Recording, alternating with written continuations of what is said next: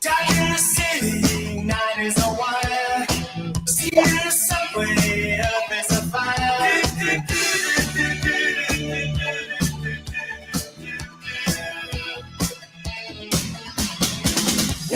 Damn it. Give me a sign. And catch my breathing even closer behind.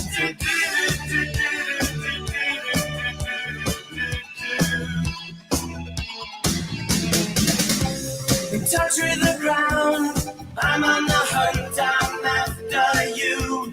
Smell like a sound, I'm lost in a crowd, and I'm hungry like the wolf. Straddle the line, discord and rhyme. I'm on the hunt, I'm after you. Mouth is alive, juice is like wine, and I'm hungry like the wolf.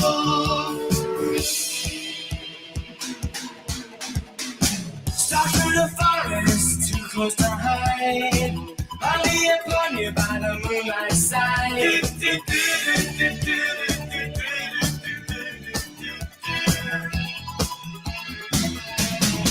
High blood drumming on your skin, it's so tight.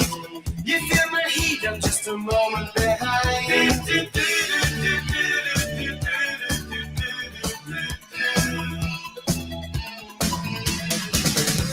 In touch with the ground, I'm on the hunt, I'm after you. Center the sound, I'm lost and I'm found, and I'm hungry like the wolf. Start on the line, it's discord and rhyme. I howl and I whine, I'm after you. Mouth is alive, I'm running inside, and I'm hungry like the wolf.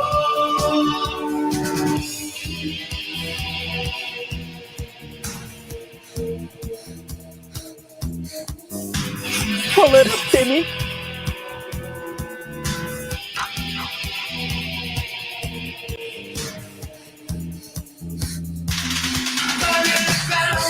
I break from the crowd. I'm on the hunt, I'm after you. I smell like a sound, I'm lost and I'm bound, and I'm hungry like the wolf. Start on the line, discord and rhyme. I'm on the hunt, I'm after you. Mouth is alive, juice is like wine, and I'm hungry like the wolf. Yo, let's do this, guys. What? Hey, Red Shovel. What's How are you up, doing? man? What you reading over there? I was reading my latest edition of Oracle Time that was The sent to me. Oracle Time, brought to you Oracle. by. But it's part of the it's one of the subscriptions that you get with being in the British Watchmakers Club thing. So it's a beautiful magazine. So there's lots of lovely pictures of watches. I was really, there's lots and lots of really nice things. But I was shocked when I was flicking through to see an advertisement for that. That was a bit of a weird one. You can't make this You up. can't make it up. I was going, what? Screen. What is going on? That's a helium 4P watch. Well, California dial. It's the new one would have done away with all 4P branding. So there you go. But it was too toxic. I guess, bashing the immigrants and I don't know. It was, women and children and running for their lives. Yeah. There's that watch. There's one of the watches that you were trying on at the Watch Pro. The Horological department. Horological tools department. Beautiful watches. Beautiful. This is a nice book. That's good stuff. I love the little. Hey, you should take a picture of that. Put it on the Instagram. I will. Yeah, I will. it's great. It's a sweet little Easter egg. There's another brand. Subscribers. There's Duckworth. There's the Duckworth as well. Oh, he's actually a really cool dude. Yeah, he was actually he's quite good. Yeah. I don't know He if you doesn't know. noticed. By the way, did you see it? He doesn't know that Thorpe doesn't do watches anymore. He thinks that Paul Thorpe is still like all into watches. I don't know if you realize, but he knew who you were, so he did, and that's why he was very hesitant at the start to talk because he thought Really? you were there for a piss take. So he did. No, come He on. did. Come He on, that's did. He silly. did. He did. But Silly. it was a good no, we were. It was a sensible interview. So it was, I think we had great fun. It was very educational, yeah, it very was fun. informative. There was zero drama Yeah, because there there was was no no, drama. because I told you, I'm not the one that caused drama. Just people, No. go out there, create nonsense and I cover it and then I get blamed for talking about. Yeah, But I'm I know. just reporting on what I see. Mm-hmm. Yeah, so It's good. you guys saw It the was zero drama. Watch Pro, drama free, exciting, educational, informative, fun. Yeah. Brought the community together. Yeah. A lot of good Mm-hmm. stuff. Yeah. Um. Oh, I'm froze. I froze. Oh, Hey, you're back. I'm Thought that back. was me there. I was Yeah. you. You're No, no, back. no. Sorry about I've that. got my 19 crimes mugged out, but I've actually got a cup of tea in it Oh, tonight. A it's little still, tea, it's still a little 19 crimes, but it's T version. tea version. Yeah, it's a tea and tickers version of 19 The crimes. T and Tickers version of the 19 crimes. Hey, Yeah. is T and Tickers doing any unboxings lately? I don't know. I haven't. He had Jamie on during the week. Don't know if you've seen Oh, that. Yeah, Jamie our Uppin and so on. Yeah. oh yeah. Jamie wanted to buy a British made watch, so they were going through some. Then he went to the exact right person to ask for advice. Yeah. God, I mean, what has this world come Come. to? It's Oh, it's unbelievable. unbelievable. True. It's a strange old world, Tim, that we live in. So Yeah, I'm yeah. It sitting like is funny how things play out in the long run. It is. It Yeah. really is. Yeah. Hey, I'm just here. I'm here for the journey, for the fun, to enjoy this beautiful watch collecting hobby that we have been blessed with. And I've been thinking, Miami Antique Show. What do you think? Yeah, Get I'm away thinking from the about. cold. Yeah, I'm thinking we should do that. I think we need to get that planned, get it booked. 1 second. Let's pull it up, just so Pull it that up, Timmy. you Pull know it up. what. Pull it up. I'm pulling. Pull I'm it pulling. up, Timmy. Here we go. Here we. We'll talk about this in a few minutes, guys. Vacheron Constantin is getting into certified pre-owned game. This is another game changer. I think because this is other brands now going Yeah. to start to do this. Oh yeah. We're entering the next phase, the new world. So we'll talk about it in a few minutes after the Miami Antiques. Shout out to the Watch Apprentice. Also, Ian B. Thank you so much for the £5. Cheers to the dynamic duo. Hey, thank you. Really appreciate that super chat, Ian. Yeah, and we're thinking of well, look, how many years in a row did we do this original Miami Beach Antique Show? I think I've been there. You've been there twice. Twice at least. We've done that I've been now. there 3 times then, because I went the first time. That was with that was still when the things were going fantastic. That's when I met the timepiece gentleman. He That's was right. working the rows. Yeah. And then the first time I was there was. Do you remember we met Nico in Mhm. the lobby of the hotel? There was the other show there, and Nico Yes, would like to talk to us. Nico was still doing wristwatches back then. Now Well, he's things still have doing it. Yeah. changed. Well, now Huh? he's just doing the YouTube stuff. Yeah. Yeah, he's very And different. then He's changed. and then the last year was there was basically it was the watch market was dead. It had died on its arse. No one could sell anything of it. Right. That was right, and everybody was pretending like stuff was still selling, but I could tell from Yeah. from previous year to this new year, it was completely different. But yet somehow, when everybody came back, they were all talking about how, oh, we sold $10 million worth of watches, but we were there, we didn't see anything move. It was the same watches that were in the window on the day one as on the day 5. Daniel Cass, thank you so much for $2.79. I was there in 1895. Damn, this show goes far back. Well, it is an interesting show. It's like the biggest antique show, I believe, possibly in the world. Even, what do you think? That's a big show. It's So you need the mobility scooter to like to really see get around. to really see around, don't you? That's right. The watch cartel, they in order to be more efficient in flipping watches, they the way they're able to flip more watches is they save the time on travel. Instead of walking from one side of the place to the other, which would take 30 minutes, they zip around on these mobility scooters. Very Yeah. dangerous. Roman Sharf almost ran me over. Yeah. I mean, That's one of my favorite clips of all time. That like Roman. he He was so fast. Like you could see the dust behind him. It was like a road runner, when he passes, just a trail of dust behind. Yeah. Anyways, it's a great show. And hey Daniel. Hey.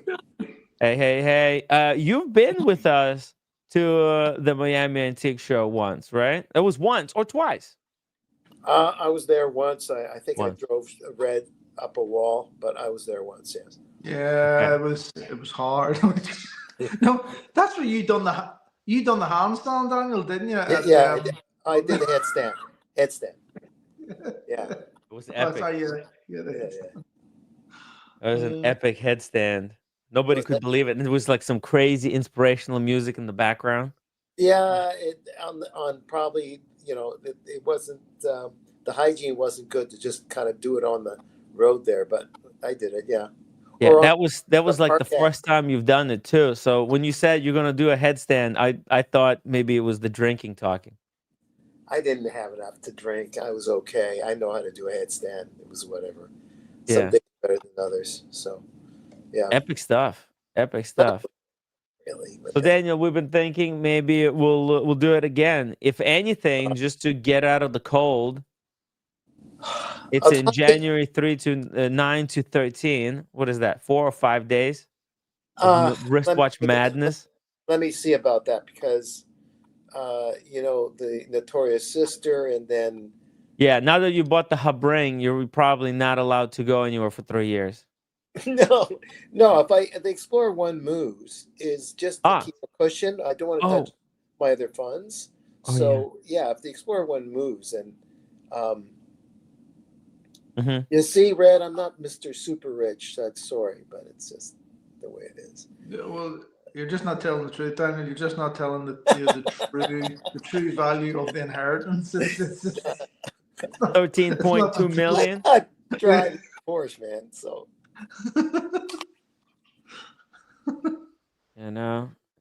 Any inheritance is good, in my opinion. Like, really, you can't. You really can't scuff on Can any you kind not of get inheritance. Can you not get press registration tickets? No. Can you not So that's what I'm trying to see here. Let's see, what is this? Early bird. Oh, these are gone. book this yet. I'm not ready yet. Last time I got them for free. Oh. Huh? Sorry, Daniel. No, but don't forget, I could be arrested because I'm a guy that, I'm like, books are banned, and I'm like a walking storybook. I could be banned from coming to Florida. Well, Daniel, I think if we're gonna go to Florida, we got to do it sooner than later. I think the tickets now would cost us what, $30 a pop? Is it? Oh no, it's already November. Oh no, but I don't want to deal with this yet. Okay. $30. Talk to me Okay, later. no, yeah, you think about it, but that's Uh, just it's only gonna grow in price. Somehow I got I didn't buy the tickets, but when I was on the way there, they were free. So if I get the free tickets again, I'll let you guys know. I had the coupon, special coupon. That's right. Yeah, that's right. You had a code or something for it. Yeah, that's right. Mhm.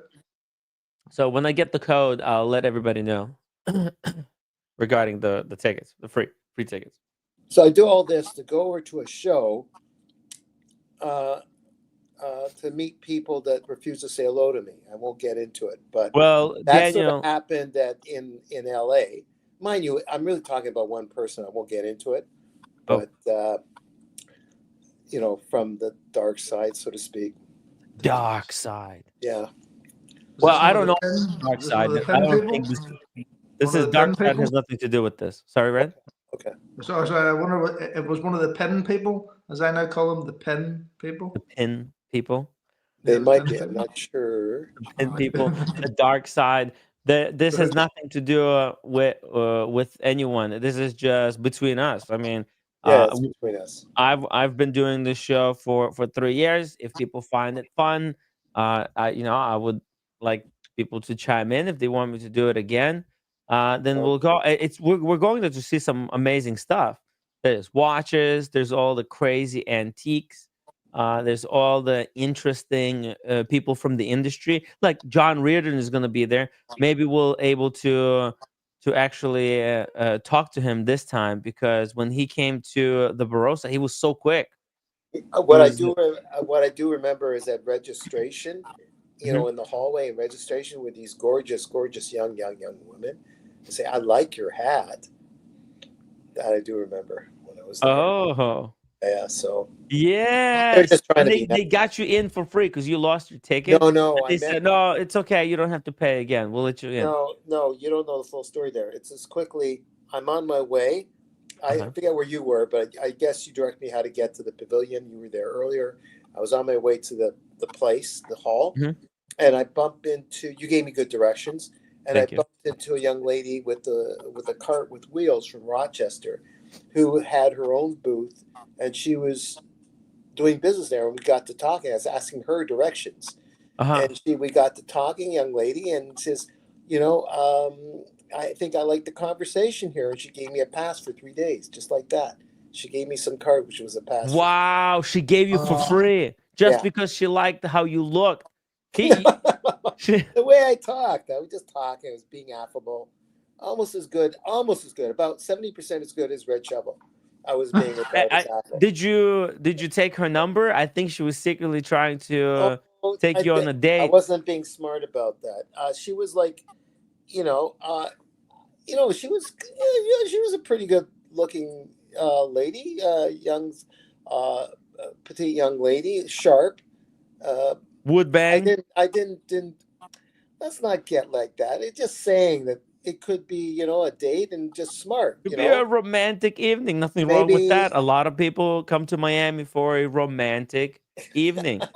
it could have been physical, but I didn't pursue it. I was being too slow Well, you about should it. have. Yeah, this time we're gonna pursue. All right, we're not gonna let opportunity like this get away from us again. All right. All right. Yeah. Whatever. Okay. Yeah. What do I you didn't say, say I'm Red? going yet. I didn't say I'm going Olivia, yet. come back! Come back! Olivia, I come didn't say back. I'm going. We can call Olivia and say, hey, we're going there. Would you like to come hang out with us? Do the show. Yeah, good. But I Maybe can't she'll remember her she'll come join us. We can split the room, the 3 ways. Olivia. Jeez. Who's Olivia? I don't even know what. Olivia, the young lady that I gave my watch. The young lady, adult. Oh, She was an adult. okay. Oh, I think I remember. Yeah.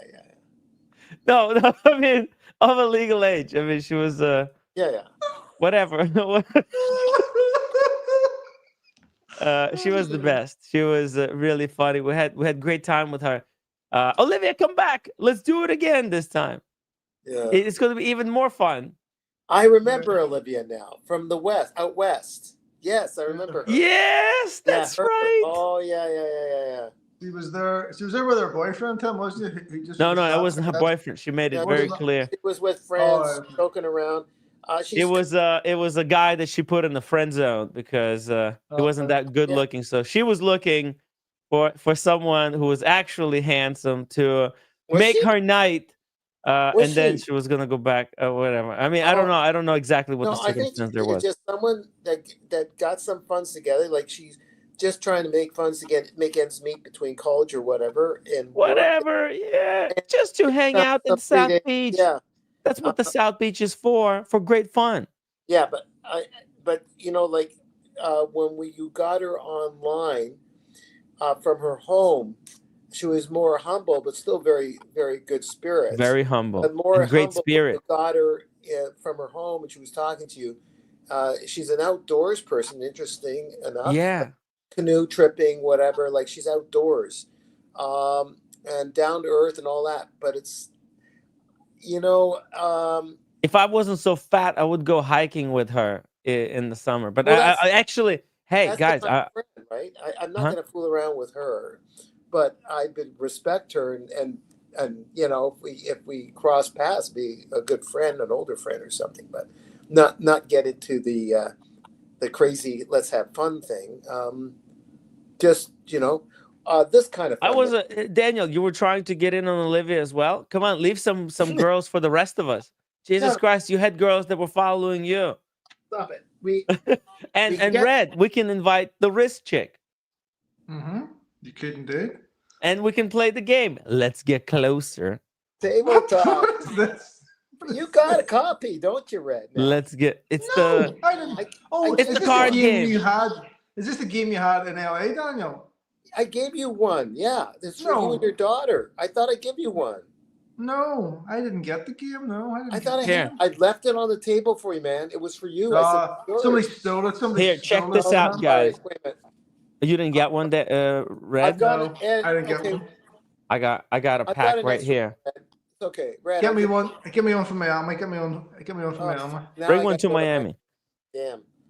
Now check this out, guys. We'll do basically a super chat game where first super chat $5. We'll draw one of the cards and answer whatever the question is on the card, and then but that's only the first one, because the first one is 50% cheaper, and then from that point on it's going to be $10 to draw a card and answer. And I want That's only if people want to do it. If you don't want to do it, it's Let just me a just great way say- to support the show. and also, to me, as part of the community of wristwatch collectors, wristwatch collectors have the cerebral ability to discuss stuff like this card game. Yes. I think it would be fun. What And you people won't don't lose know your about wristwatch identity collectors as a is they're wristwatch really collector. smart. Yeah. Except Timmy. Let's get Kojak on. He knows the answers to everything. He does, doesn't he? He's- Does. oh yeah. Did you see he crushed the movie trivia challenge? He curb stomped that Yeah. quiz. Really, I got actually complaints. A few actual a few actual watch movie enthusiasts called me and said, "Timmy, that was embarrassing quiz. It was too easy." By the way, read day 451. Day 451. Give cats a little room, for he can't remember over 143 years of scoring with the ladies. Boom! Hey, Sean! What? $20 super chat watching you guys while having lunch. Let's get the weekend started. Upvote and super chat if you can. Hey, we'll Yeah. use this as to draw one of the cards. Just a little Oh, you know, freebie for everybody else. I'm Not a freebie. I mean, You know what? huh? Abishar really participated last time I introduced the card. He was really involved with it. He was with Who? us. Sean. The Oh, Sean yeah? just gave them $20 here. Yeah. Oh yeah. He was Oh on. yeah. He liked remember? the game. Yeah. Hey. Oh, I got this one. Just check this out. Where do you feel most at home? Hold on a second. Yeah, you got to get it clear There you there. go. Where do you feel most at home? Great question. Oh. Great. At home? Red Shovel. That's that what actually you're a gonna really. say? It feels That's a most poor at home card. at home. That's a poor card. That's not a good one. Wait, I would redraw. It's no, okay. You know what? it's a Maybe great answer actually. a moment of meditation or something, It's a great or when question. Red is walking the dogs down the park somewhere, that's when he'll come up with ideas for that answer. Okay. Mm, So there's no rush for answers on stuff like this. This is this yeah, ever. There's no yeah. end to it. You Yeah, don't win it's not. It's live. there's no. You don't have to be the first one to answer. When it comes to your mind, you answer it.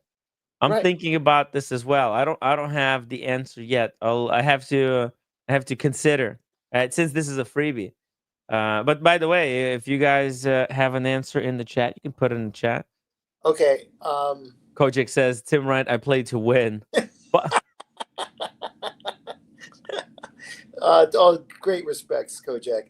Okay, I'll start. I feel at home when I hear birds sing in the morning of sunrise at a beautiful lake, any lake. That makes me forget I'm in the city. I feel at home when someone announces the no, birth. it says where, Where? where, yeah, where, Okay. Oh, okay. not how. Damn, I did Yeah, got that wrong. where. I feel at home. Okay, I feel at home when I'm being very conscious of that very moment Uh-huh. wherever I am. Okay, I'm gonna go deep Uh-huh. on that. Ooh, that's really deep. You're Where I'm like in the really moment, soak in the moment. when I don't get caught up in the chit chat cheddar of my Uh-huh. mind that doesn't get me anywhere. I I'm at think I home when saw you have one of those moments at the animal house. I may have. You had But to maybe it was the vanity. edible speaking. What? I had just a bit. God, kept talking me into that, by the way. Damn you.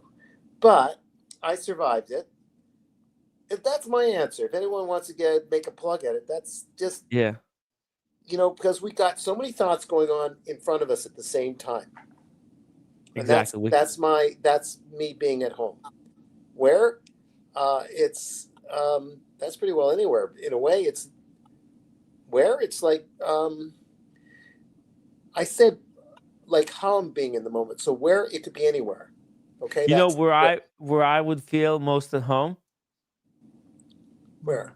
and it's a bitch of a problem because it will be in Ukraine at my grandmother's house, and I can't go there because of the stupid Yeah, Ukrainian war.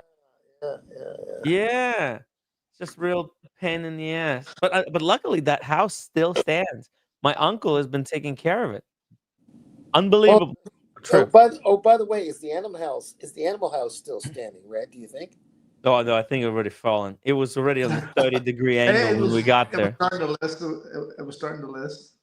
By the way, shout out to Sean. Man, Sean, what is this? This is some kind of like a lasagna, or is it Yeah, chicken parmesan? no, oh, you know what? It might be a chicken parmesan, You think actually. it is? Yeah. Yeah, I'm actually more interested in I'm actually more interested in that pen there. What is the Yeah, pen? that's the one What he is got with Oh, us. yeah. And Wow, that's class looking. That's where he writes in his diary, Red, that will soon come out to be a blockbuster novel. it's a journal. It's a business journal. Yeah, That's but where he keeps his business dealings. It's an important piece of work. This is why he gets so much shit done, because he yeah, keeps notes, and he writes down important information, and right. he doesn't just put the information down.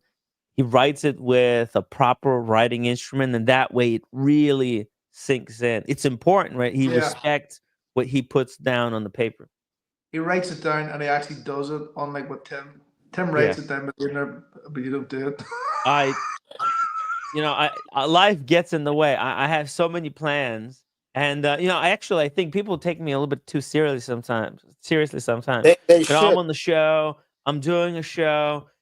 Sometimes I make promises that I can't keep, but but because other things that take priority kind of get in the way. So, anyways, yeah, I've actually been I get in the freaking way. thinking about Mont Blanc. You're not gonna believe it. Look, I even had the pen, sorry, the tab open here. I'm like fucking dreaming about getting Meisterstück Legrand like I had, because I used to have this one right here. This is the pen I used to own, and I'm like dreaming about getting it back and actually starting to Don't buy learn a mine. little bit Don't buy calligraphy. my one, Tom. Don't buy my one, but You I have the never use ink mine. one? No, no, I've got the whatever what is it, the rollerball one, I think it is. I Yeah. don't have the fountain pen one. I don't have the fountain pen one, but it's the one. It's the one we bought. Remember in Vegas. So it was. I never use that one. Never use. Yeah, no, I want the fountain pen. Oh, you're right. You want the fountain pen, Yeah, right? because I want to get the different inks that come with it. It's so cool. Look, Right. they got all these different inks. You could kind of draw with it almost. Look, burgundy. They get Irish green, believe it or not. That's. Yeah. Toffee brown, and then they got these crazy limited edition colors. Look at this. I want to get like a collection of inks, like 5 bottles in a row, different colors, and use one color and wash the pen, put the different color in. I don't know. I just thought it's nice to calligraphy is good, and my penmanship is so awful. It actually hurts to write for me. So I thought, oh, maybe this is the answer. It's just You know, because I was. Sean is doing it, so By like, the way, I was at the gotta be bank cool. and they need a signature, so I'm trying with their pen, not a fountain Yeah. pen, and I had to do it about several times. So they put it on a system that can identify my signature to move some money from one bank to another. Oh. They had me do it. I had to do it several times because something happened to my hand. I couldn't get the K in for cat. Oh my god. The It won't cat. do like I used to do it. That's scary when I couldn't write my signature. Yeah. Imagine what happens. You forget how to sign Not your own name, forget. or you can't sign it anymore. You No, don't have it's the just the way that dexterity. it's not going around to get the K in when I do the fast Yeah. signature. Dang. Well, were you writing with a ballpoint, or there It was was like a a digital ballpoint. pen? Just no. Ironically, I think I'm doing better with the digital pen Oh. because I'm using a different finger, man. I'm using my on the digital pen. You're using this finger, but when you're using a pen, The ink one. They gave you this ink finger pen is messed up. This finger here is messed up. This one here. from all the girls you've been fingering. Arthritis, God knows what, you name it. It wasn't allowing me to. There's something gooey going on in the fascia down at the root of this, and here I'm boring red. Never mind, red. It's okay. I'm finished. Red, you don't have to hide your eyes. Gee, I'm admitting to a fault in me. That's all. No, Daniel. It's not a secret that Daniel is the ladies' man. By the way, somebody changed the settings, guys. When you were doing the stream, the UK Watch community, you guys switched the settings to 720p. That's why today we're live in 720. I know I don't think it makes that much difference, but it's just be careful when I can't didn't be check. blamed because I don't have keys. I don't have keys, so I can't. No, be it blamed wasn't for you. that. And I'm supposed to give Maybe. you the keys and Kojak the keys. I've been a little bit busy today, guys. Trying to catch up on some nonsense there. But yeah, hey, oh, Daniel, you mute. Okay, hey, let's do this one. This is an important announcement. The Time and Tide has got the scoop. Vacheron Constantin throws its hat into certified pre-owned ring. So it says Vacheron Constantin is the latest brand to unveil a CPO program, not to be confused with the CPR program when you try to bring a dead company back to life, adding greater security and quality to secondary market purchases within it. Okay, the program has been launched worldwide in collaboration with prominent secondary market retailer Tom Watchfinder. Get this, Watchfinder. Yeah, surprise, surprise. So nobody saw this coming. Yeah, Watchfinder, and Watchfinder is owned by Richemont. So So basically, Watchfinder is the gray market dealer for Richemont that they acquired, right? And that Andrew Morgan was making the videos for on the gray market. So obviously they have some kind of a servicing department at Oh, yeah. Watchfinder. Yeah, Oh, and yeah. so they're just using their gray market uh, servicing department at Watchfinder to service the Vacheron watches. Because they're But doing is CPO. You can buy used watches from but Richemont, is from but Watchfinder. is this but is this service, is this Vacheron CPO service, is it going to be in the authorized dealers then as well, or is it just Watchfinder? No, I think it's just Watchfinder. Hmm. Or maybe it just starts, right? So it launches worldwide in collaboration with Watchfinder. It will also be rolled out to other partners in the very near future and offered in parallel to auction houses as well. Wow. So yeah, so you're right. It's right now it's just Watchfinder, but I bet it's gonna be a Bucherer and others. But do you see, like, in many ways, especially in the UK here, if you want to buy, like, like a Panerai watch, going to Mhm, Watchfinder is, it's nearly essentially like CPO now, because they, it's owned by Richmond. They mhm, do quite a lot of the Panerai service, and so if you're buying a watch, if you're buying, like I say, like Panerai, it's essentially all, it comes to you all cleaned up, all serviced anyway. So it's nearly like, it's CPO but an all but name. So so that's what it sounds as if they're going to do here. For Vacheron, basically, you're basically getting the same Watchfinder service that you did, but you're going to get a certificate now, just from yes, Vacheron. Right? That's all it is. certificate and the plastic little Yeah, the little tag. tag. Yes, That's that's it. the big difference. It's certified, and you're gonna get not just a little piece of paper, the card that they're gonna give you, but you're also gonna get probably like 2 years or warranty or something. Let's see what it says here. Over the last 5 or so years, the sense of watches as investments has heightened, and the pre-owned watch market began to grow rapidly. A greater emphasis on value for money came to the forefront. The secondary market became a prime space to find depreciated watches at an attractive price and unobtainium hot models before they theoretically continue to climb in value. In 2023, the Boston Consulting Group, noted, not to be confused with the Boston Collector Group. That's different. That's a elite. It's a super elite watch collector group. Very good. Uh, they've like they're on this level. Yeah, Everybody else is like fucking yeah. ants compared to the They even elite don't group. see it. They But even don't see it. They just, you're in a room. They just can't see you. Yeah, you're gone. notably, all of them, they don't even walk. They float about They 2 inches from the ground. float. That's how they get around.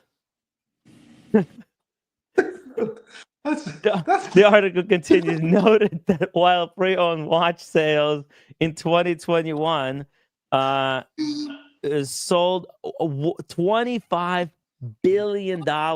Oh, so in 2021, according to Boston Consulting Group, the value of the gray market, the amount of watches that were sold was $25 billion. That's insane. Accounted for 1/3 of overall 75 billion luxury watch market.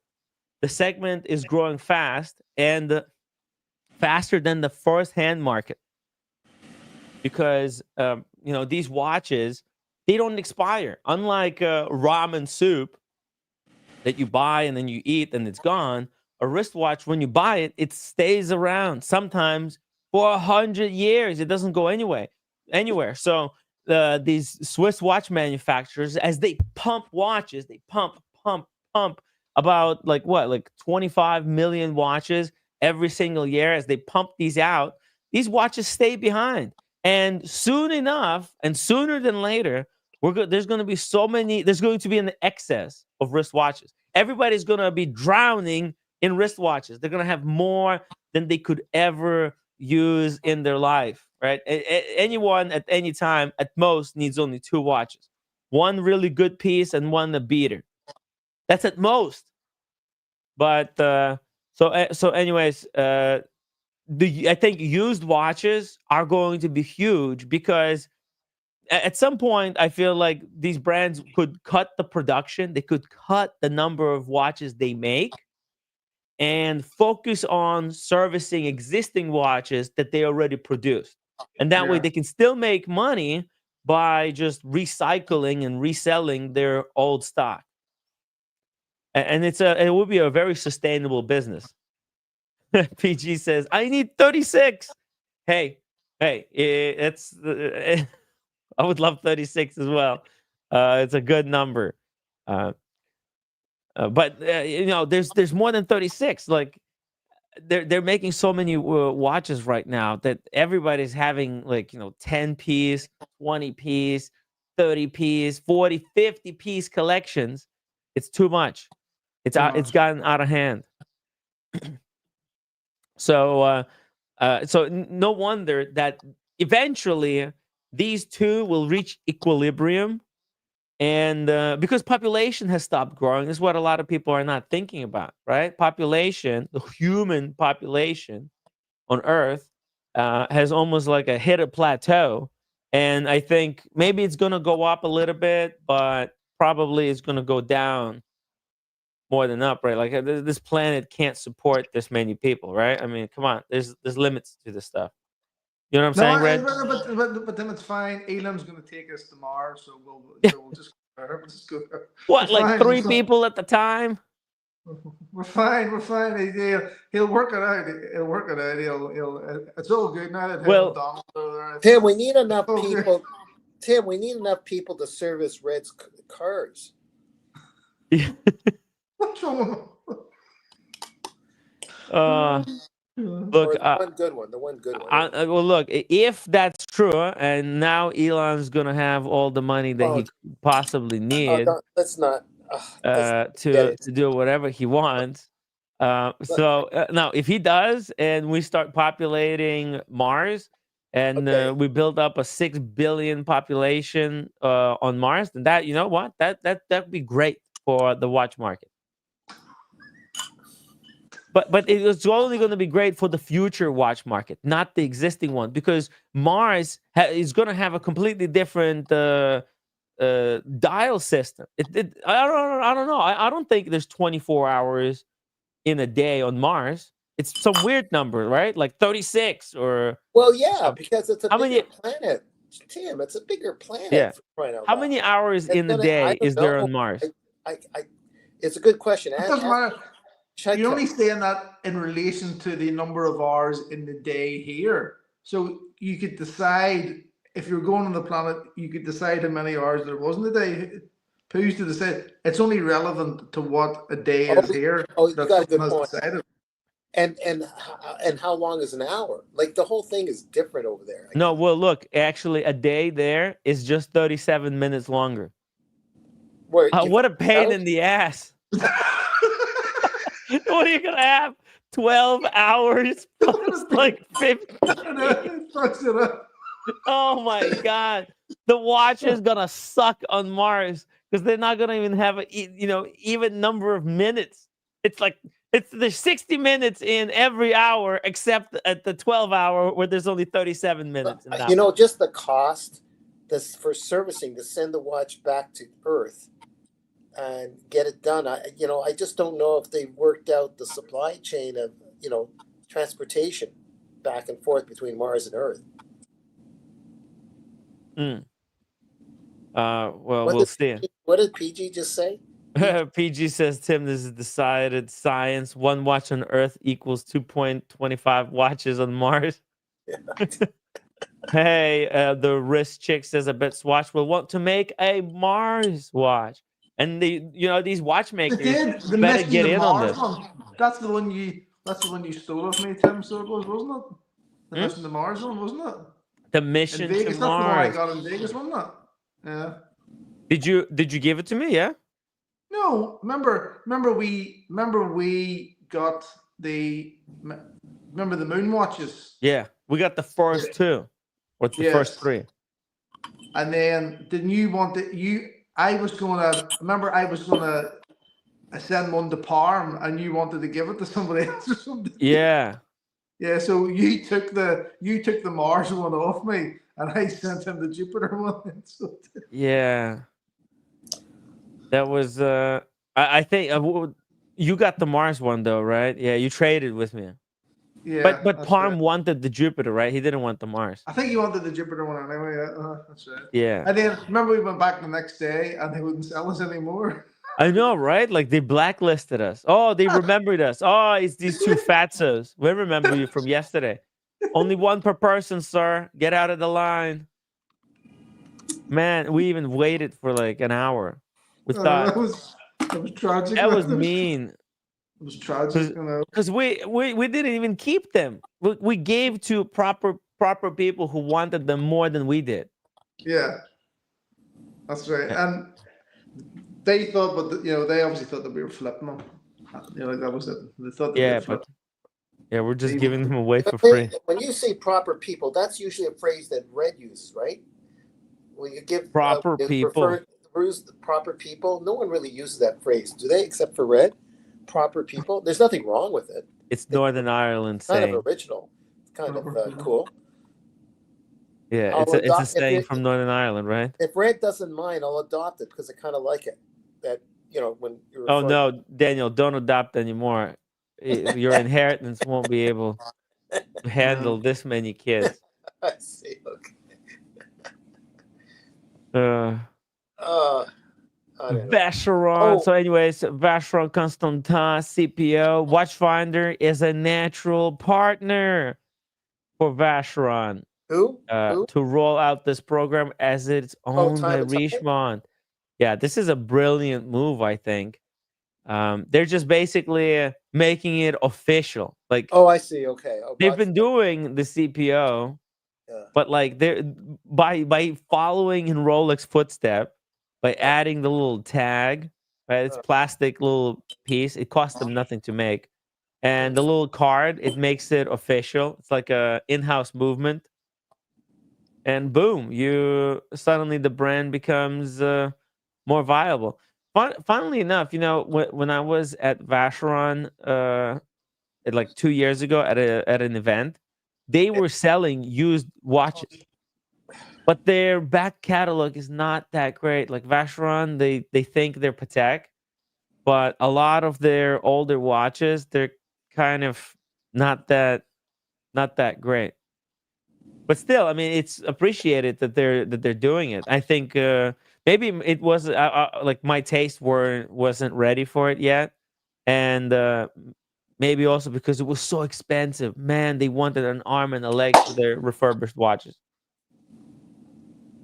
Expensive stuff. Yeah. Right. On Mars, we all live to Cats and Keith Richards' age. Yeah. Yeah.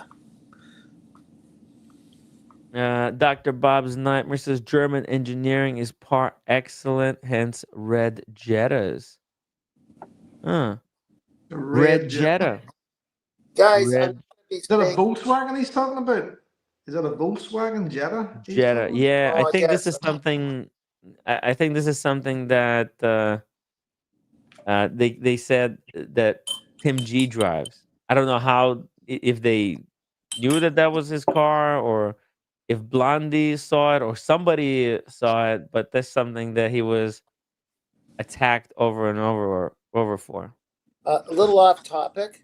Mhm. A little off topic. In a text, Tim, I was joking around about something about a drink, and you asked me what Cointreau was. It's a liqueur. Oh yeah, I'll try to get some tomorrow, and I'll show you the bottle. yeah. Let's mix some on the live stream. I don't know, mixing it. I'll just have the Cointreau. I don't think I'm going to do the No, whole drink. Daniel, tomorrow is wine and watches. Yeah. And guess what? I talked to Mr. Smelly. He said that he's going to join us tomorrow on the live stream for fragrance unboxing. Wow. Oh. Yeah. Well, there's And my watch too that I'm on. he's going to join with his girlfriend. Daniel, keep it in the pants. Yeah, I see. But I'm bringing No. the Habring. I'm unboxing the Habring too. Right? Yeah. And then we're going to unbox the Habring You know, with Mr. Smelly on the stream. Oh, Mr. Smelly, will he approve, Mr. Smelly? Well, I don't know. He doesn't know anything about watches, and his girlfriend's gonna be there. Oh, hey, Sean. Oh my God, I'm sorry. Wait, were you in the back room for? Careful, don't dox yourself, Daniel. Daniel, well, the ducks! Okay, God damn it. Hey, How are you Sean. guys? Sean. How are you Sorry, guys? I didn't see you were in the No, back no, room. no, I no, hope I no. didn't. No. I was just there for a few seconds. Thank you. No more Uh, CPO. What happened? You don't like the CPO? CP has to mean something here. I love Vacheron Constantin, but what are they going to bring? They're going to say this is legit, this is clean. We'll give you a different box. We'll give you a different certificate. And by the way, you're going to pay another 30% over what you could buy this in the gray market for. Pass. Oh, okay. Oh yeah. I mean, here, if this was a brand that there were a lot of copies like Rolex or Patek, maybe. But who's going to go and make a fake Vacheron Constantin? Right. It's a solution to the problem that Vacheron doesn't really have. Doesn't have. And their watches, like you said, I mean, there's Vacheron watches. I would say I saw similar models on Chrono 24 for like 5 to 8,000, and Vacheron was selling them refurbished by their in-house department for $48,000. Yeah. Pass. Yeah. I don't know how they're going to make sense of it. Maybe they can, and I just don't know it. But I just don't see how they're going to make sense of it. Yeah, it's just maybe they're gonna try to gamble on trying to buy their back catalog while it's still cheap, and then try to resell it on auctions as like, oh, these are rare now because Yep. they bought them all up. That's what Patek Philippe actually did. They went on the gray market and they bought up all their older watches, Yeah. and Well, that created more scarcity for the watches. And then also they created a museum and they put all their watches into museum. Patek has done this but Patek is a 20, different 30 brand. years ago. Yeah. Yeah, but Patek is a different brand. Tim, You know, John, when you have, Daniel, I'm just hopping off here for a bit. I'll be back on later, guys, okay? Okay. hey, I'll jump. You don't have to go. I'll jump up. No, I've got something else to do here, Sean, so All right. I'll see you later, okay? All right. See you later. I Okay. guess. Yeah. Okay. Yeah, I just You're don't. in? I just don't see it happening. I don't know. Maybe they got a game plan. They would have to somehow convince the public that it's worth overpaying so much more for the CPO versus just the gray market the price. But uh, at the end of the day, if you own one of these Vacheron watches, you kind of have to send it back to Vacheron if it needs service. Mhm. So they have the hold on their kind of refurbishing department. Right. I'm not sure if you can go to an independent watchmaker and have the Vacheron serviced. Probably not, unless it's just something really minor. And if it's like some kind of a non-in-house movement, that could probably be done by by experts. But I don't think there's anything that's so crazy desirable. Let's see. Yeah, I just don't see it. Vacheron Constantin. Let's see here. So We've let me ask you a got question. uh Would make sense for Brigade to have a CPO program? What for makes the Breguet. Brigade? Makes the Brigade and fashion so attractive on the secondary market? Is their value proposition? So if they're gonna come and put a sloppy CPO. Oh, you're in and out, Sean. You're in and out. I can hardly Am hear I you. in and out? Yeah, Yeah. yeah. Just speak a little Did louder. you cover something up or? Something. No. No. What happened? Can you guys No. hear me? Yeah, we can Low hear and you high. better. Okay. I Sorry think you have about to that. talk a little bit louder because when you talk Yeah. quieter, Yeah. Sorry the about that. canceling doesn't kick in. No, what I'm saying is just like if Brigade comes and does a CPO, Vacheron Constantin and Brigade are those brands that make sense, a lot of sense. They bring value proposition in the secondary market. And if they're gonna introduce a CPO, but they're gonna tack on additional fees to it and take it outside that value proposition, I don't know how that's gonna work. Just don't see it. Right. So what Sean is saying, like people have to see value in doing it. With Patek's, people do it because it's relatively cheap to have Patek service the watch. Uh, Patek doesn't actually like even they don't do CPO, but they can give you extract from the archives. They could service the watch for you. Um, at relatively I think this is why Patek watches are actually so collectible compared to other brands because their their servicing compared to the competition is actually relatively affordable and because the watches climb in value there's point of servicing it because you feel like if you have to sell it you get your money back. Yeah, and these are watches that have not upfront. So what you're gonna pay for a Patek Yeah, is you're gonna pay a premium even in the secondary market, and you want to make sure you're buying the right piece. And so let's say you get a 5980 that still goes over $100,000, $200,000 probably. I don't know what it is now, but definitely probably closer to $200,000. So what if a Patek tax on an extra 15, 20 grand?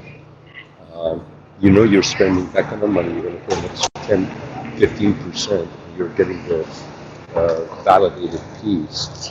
And because Patek uh, certified it, it's going to have an added value. Okay, so there's a value proposition. But when you're dealing with a Vacheron Constantin, where you buy it, or you can go to the ADs and you can get them at discounted prices, like for a day, and in the secondary they'll even drop more. What is the value proposition? And who's making copies of these that you need to make sure you're not getting a fake one? You could right. always send them in and have them serviced. You know? Yeah, it just seems like they're tacking on extra value, but extra uh, kind of extra fees, but they're not really giving you anything extra besides the little hand tag and the little card that says, "Oh, it's certified because it comes with a card." If I had bought a Rolex on the secondary market, gray market, let's say it's secondary, Yeah, that CPO would bring value. But a CPO on the two Vacherons that I had on second hand, if it was CPO, it wouldn't bring any value. One of them was just serviced by Federico 2 months before I picked it up from Vacheron. That's all I need. yeah. In I don't fact, need. I don't need another 3 grand added on because they CPO. would there be a different brand that you think would be better for CPO rather than Vacheron? Because I think like that was the whole point of Vacheron is that on the gray market it's so cheap. Like instead of go if you can't go with a tech, let's say 5711 with the white dial, this could be a great alternative because it's in that same type of realm. But the Patek Philippe, it costs 90,000 for the white dial Nautilus, whereas Yeah, this costs 12,400, and they're kind of similar quality to be honest. right. They are. They It's are. just one is hype and the other one has no hype. Now Yeah. it's going to cost expensive to service this Vacheron, but you're paying for it nothing. Now if they do it through CPO, and then Vacheron will actually try to sell this. If Vacheron takes this watch from Chrono, because this is what they did. They take it off Chrono 24 for 13.4. They CPO it and then try to sell it for like brand new for 40 grand. And that's the whole thing. CPO with the watchmakers, watch brands getting involved. They there's a conflict of interest. If that same watch, let's say they have a watch that's going for 40 grand, brand new list, and you can get it in the from an AD for somewhere around 20-25% off. Now that 40 grand is somewhere around $30,000. On a secondary market, the couple of year old one's probably going to go for about 20 grand, right? Maybe less, maybe a little bit more. Let's say about 20 grand. So if Vacheron's going to take that watch, they're going to CPO it.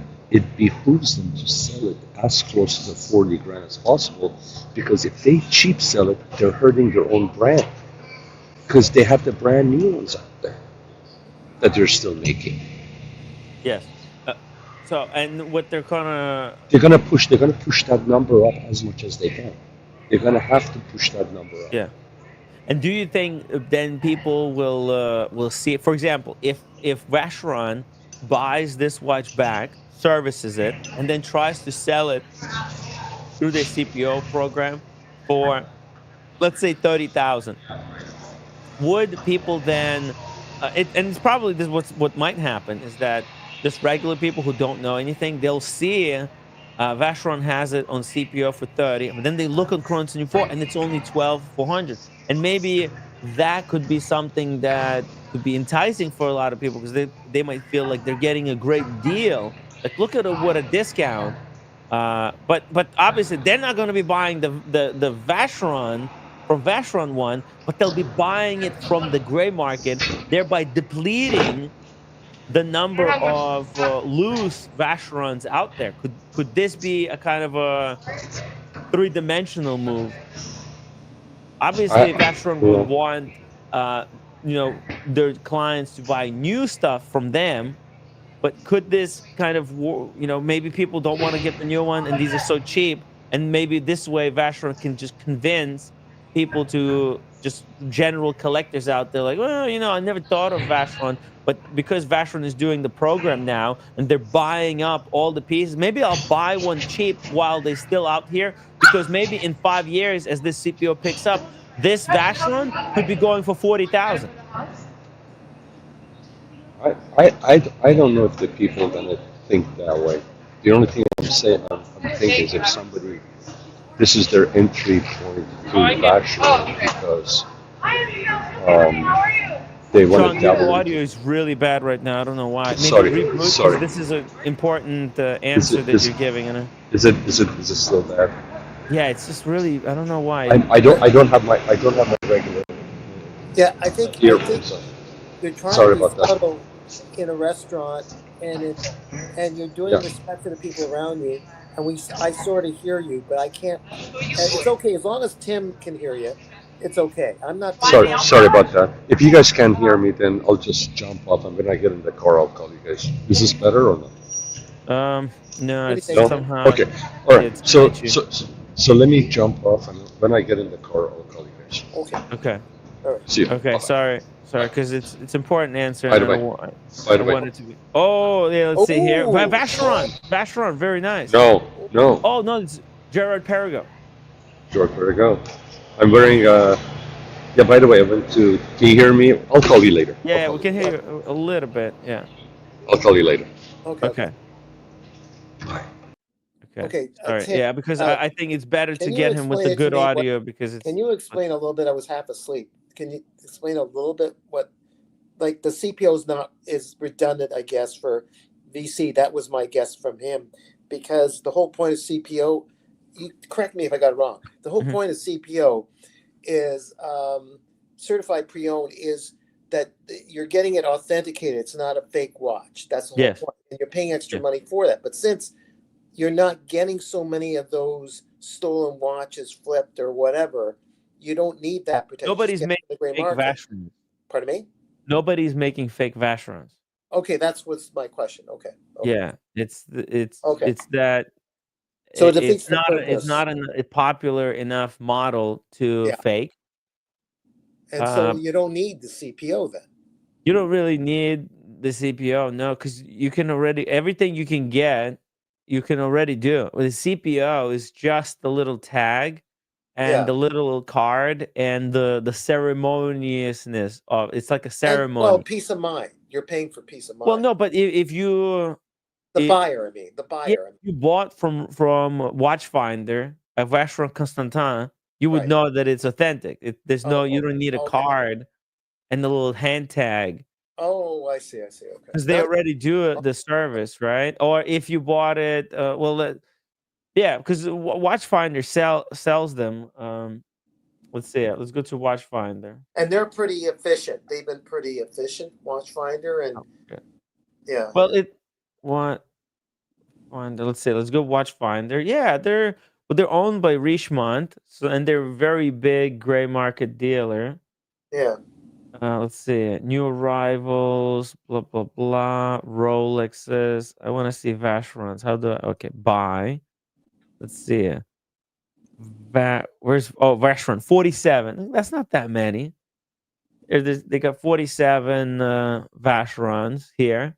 I would assume that every single one they have is authentic, Right. right?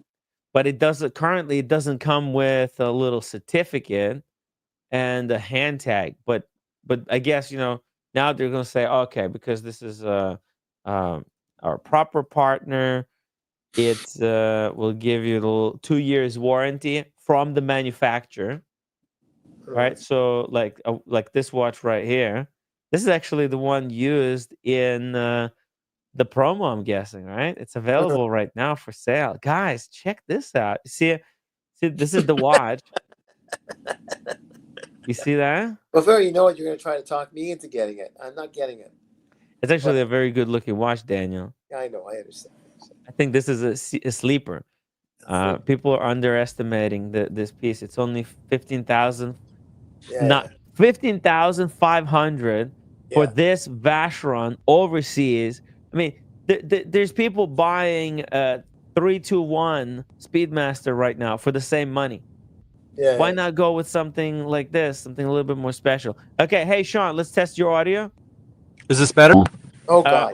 Okay. It's a little bit Oh, wow. different. Sorry, Different issues, but let's see. It's well, yes. What's the issue? No, actually, I fixed it. I just had to enable the background noise. That's it. It was a little Good. loud, but it's fine. It's good. Can you turn I'll my turn you volume down. Yeah, because I had you Sorry. turned up. Okay, here. Let's just put you on 100%. There we go. Is this better? There we go. Oh, All it's right. hard. The audio Sorry is about that. difficult. So cool. Yeah. Is this better or no? Yeah. No. It's way better. It's like 10. Okay. At least Sorry 10 about that, times better. guys. Sorry about the How was folks your that are lunch? watching this. How was your? It was good. It was lasagna, by the way. It was lasagna at the lasagna. at Ferrarini. I typically on a Saturday afternoon I stop by. We were here. As a matter of fact, Manny sent me some photos yesterday. I got them this morning actually. I was looking at them, and one of them was when we were here at the table having coffee. That one nice. afternoon. Yeah, man. I wish you guys lived in this town, man. If we would get together, we would do these more in person than Yeah. than away, But going back to what you're saying, yeah, you see, that's the beauty of the secondary market. Is you're getting these grail pieces for really, I'm not going to say next to nothing, but at great values, right? Yes. And when you have this on your wrist and somebody else has one that they just picked up from AD, obviously it's nicer if you pick it up from AD. But if you're sitting at the same table, you have nothing less than them. Yeah. You know what? It's nothing less than them. Yeah. It's not like you're driving a brand new 2005 or 4 BMW and somebody else is driving a 9-year-old one that looks a lot more different, and it shows its wear and tear. Typically, watches are cared for and they don't have a lot of wear and tear. And worst case scenario, you send it to the factory and they'll service it and send it back to you like new. So if that's what you want. But anyways, no, it's not. That's why these watches create great value. But if that watch was going for $25,000, now you wouldn't be looking at it the same way. Exactly. And that's my concern with the CPO. You asked a question I didn't get a chance to answer because the audio problem was what other brands. Obviously, Audemars Piguet would be one brand that I think would benefit from CPO because the secondary market, secondhand, they go for decent enough price, and I think knowing that the factory has given their seal of approval on authenticity and everything brings value, and they hold their value very well. I think that's definitely one brand that I would recommend. Even Patek, I think Patek could use a CPO. But when you're looking at watches that, like if Panerai came up with a CPO, would it really make a difference? Although there are a lot of fake Panerais out there. You know what I mean? Now Yeah, they might that not could be make, able to yeah, identify them themselves. exactly. So maybe a CPO in with that respect would make sense, but it has to be a value proposition. What are you going to pay for that CPO? When you're looking at a Rolex and you're that goes for a multiple of original price, or goes secondhand, they go for MSRP or more. Yeah, there's it's easier to make sense of it and have value. But when you take a watch that typically gets discounted considerably, and on brand new gets discounted, let alone as a second hand, and now you tack on a CPO, you better be very careful how much you're going to mark that thing up, so you don't price yourself out of the market, you know. And so that's the concern.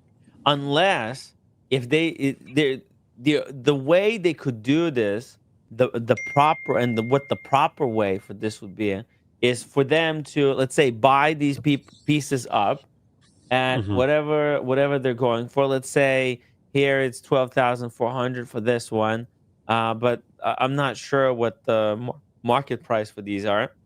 But buy them up and then service all of them, refinish them to like a new proper condition, and then don't charge for that fee. Resell them back at what they bought them for, to kind of just do the service for the community, renew the watches, and give them back.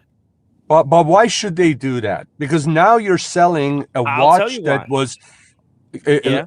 okay. Tell me, Yeah. please. Okay. Now, so you would think, oh well, because here's what they're doing: they're servicing them in bulk, which means it costs them cheaper to service all of this stuff.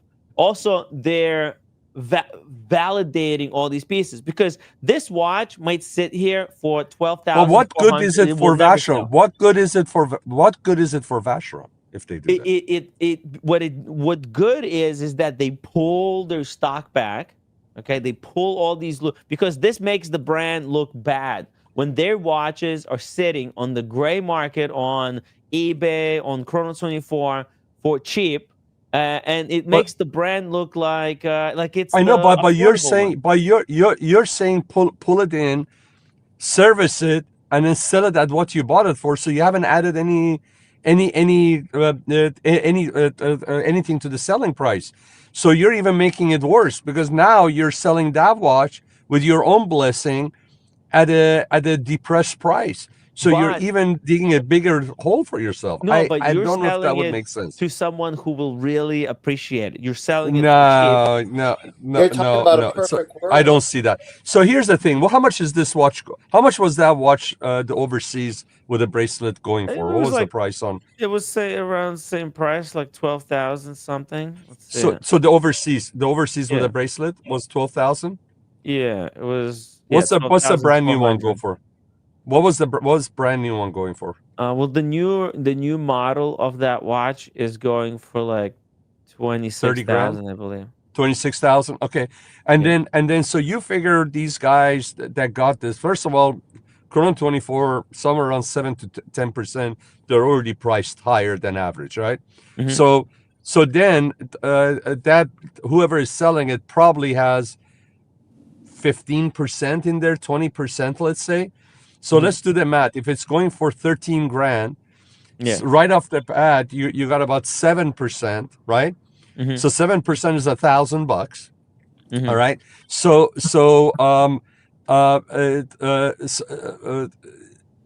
and then you deduct another, let's say 20% from that. Now their cost is what? Somewhere around $9,500, $9,000, $9,500. So let's say Vacheron buys one of these for $9,000, $9,500, and they do their own servicing. And how much would a Vacheron full-on service be retail if you send this in? I don't know what it is, Probably $2,000. 4,000. No, Four maybe no, it can't be Or 4,000 full because this is not a refinish, complicated watch. but it's got It a can be. complicated bracelet. If they're going to be refinishing like the scratches and all the Yeah, I don't bevels, think it's gonna be four. I don't think it's gonna be. maybe Okay, three okay, so but grand. what's It's got so to be let's say let's say what's Rolex their is like cost? two What's grand their now. cost? So what's their cost? Do you think to have this refurbished To them, to in them? house, probably $250. Well, if they're But they gonna do it have en somebody, masse. let's say they're gonna have somebody work on this for 5 hours. Mhm, Okay, let's say they pay the guy somewhere around let's say high $500 an hour. mhm. Okay, whatever the Swiss franc equivalent is. and Now you're parts. talking about $500. Now you're in the watch with what you acquired for 9 grand, $9,500.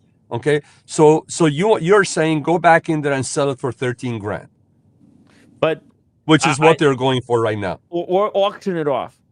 Auction it off. Okay, so you auction it off. If Chrono 24 is going for 13 grand, you auction it off, it could go for 11 and a half, 12 grand. So they made about 2 grand, $1,500 right there. But what have they done for their brand? They even pushed their brand value down. This is what I'm trying to say. Like what they could do is they can take the watches out of the hands of people that don't want them and put them into the hands of people that actually want them. Because I think Who do you know? Who do you know? Who do you know? How can you say somebody that's going to acquire this doesn't want it? What's well, the difference between what's the difference between the guy that's going to buy that from Chrono 24 or they're going to buy it from Vacheron? because I think this watch has it hasn't aged particularly well. I think, and it's a very so, I mean, when it was originally sold, I believe it was really fashionable at the time, but now it has really gone out of fashion, and maybe for mainstream, and maybe whoever the current owner is, they're selling it because it's not fashionable for them anymore, and they want out of it. But there's people who don't care about fashion. They know this is a Vacheron. It's a stylish watch. So what? It's 3 generations old, but it was Vacheron Steel Sports, and maybe they feel like wearing something from the 90s, and they want it. And then when they buy it again, this is going to go into the hands of a person that's not going to be, keeping it on Chrono 24. So what would prevent this person from buying this from your regular outlets in the secondary market than going directly to Vacheron? Why would that person not buy it when it's available out there in the market by privateers or Because they don't know where it's been. It's like, when you do it a CPO, it's almost like buying a new watch. It's almost like the history, because some serial killer might have owned this watch. We don't know what history. So let me ask you a question. You're a Vacheron. Your Cars and Chronos. Mhm. Somebody that gets a call, loves the brand, and gets a call from Vacheron, goes in and he buys his stuff right off the boutique from Vacheron, correct? Mhm. He doesn't even get it from authorized dealer. He gets it directly from the boutique. He has that relationship, and he Yes. has some overseas and all that stuff, right? He has that, right? Mhm. So how do you think he would feel that right now overseas are going for less in the secondary market by quite a bit, right? So how do you think he's going to feel about the brand value and his next acquisition if that watch is still going at that same price? Okay, it's not going any higher because Vacheron says this CPO is going for that price, or based on what you're saying, maybe even lower as a CPO. It waters down the brand of Vacheron for somebody that wants to go and acquire a brand new one, because they're gonna say, "Holy shit! I knew they don't hold value, but even Vacheron, after CPOing it, is not able to bring this price up. What am I doing, dumping so much money in a brand new one? I'll just go buy a second one. Makes sense. Why would I want a brand new one, but I can go and get Yeah. it? Vacheron is saying approved, and I can get it for half the price or less. You killing yourself on the in your own boutique, you're going to kill your own business. That's my argument. Now, Really, okay, maybe at first. Sorry, Daniel, please. no. I'm sorry, Tim, but I'm kind of agreeing with Sean. No, you can agree. You can agree. I'm just giving you a hypothetical. I'm giving you a hypothetical of how different ways that this could go down, because this is some stuff that they're saying, auction, or they're gonna resell them themselves. As you can see, right now they have this watch that's in the image. This is the same watch that was used for the image, right? This is straight from Richemont. This is the CPO. That same watch is now 15,490 the chronograph version. That's pretty much this is same price as we can find one on Chrono 24. Let's see here. Let's pull it up just really quickly. So which means they're not adding like any serious price now. But the thing is, what I'm thinking is that maybe they're not. This is how it starts, Sean. Ideally, I think they're thinking long term. If they can find, like, for example, look at this chronograph here. Look how many is on Chrono 24. There's like, it's actually not that many even of them. There's only what 1, 2, 3, 4.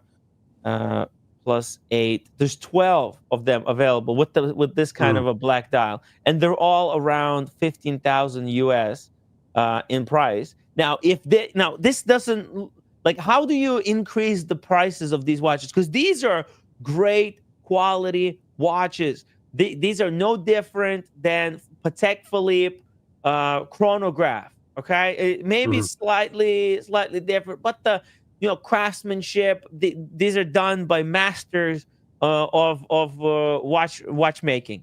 Okay, now how do you increase? It's all in psychology. You have to now you have to basically take these watches and put them into the correct hands where these no longer will be available on the gray market. And the way you do it, I think, is to legitimize them or re-legitimize them, give them that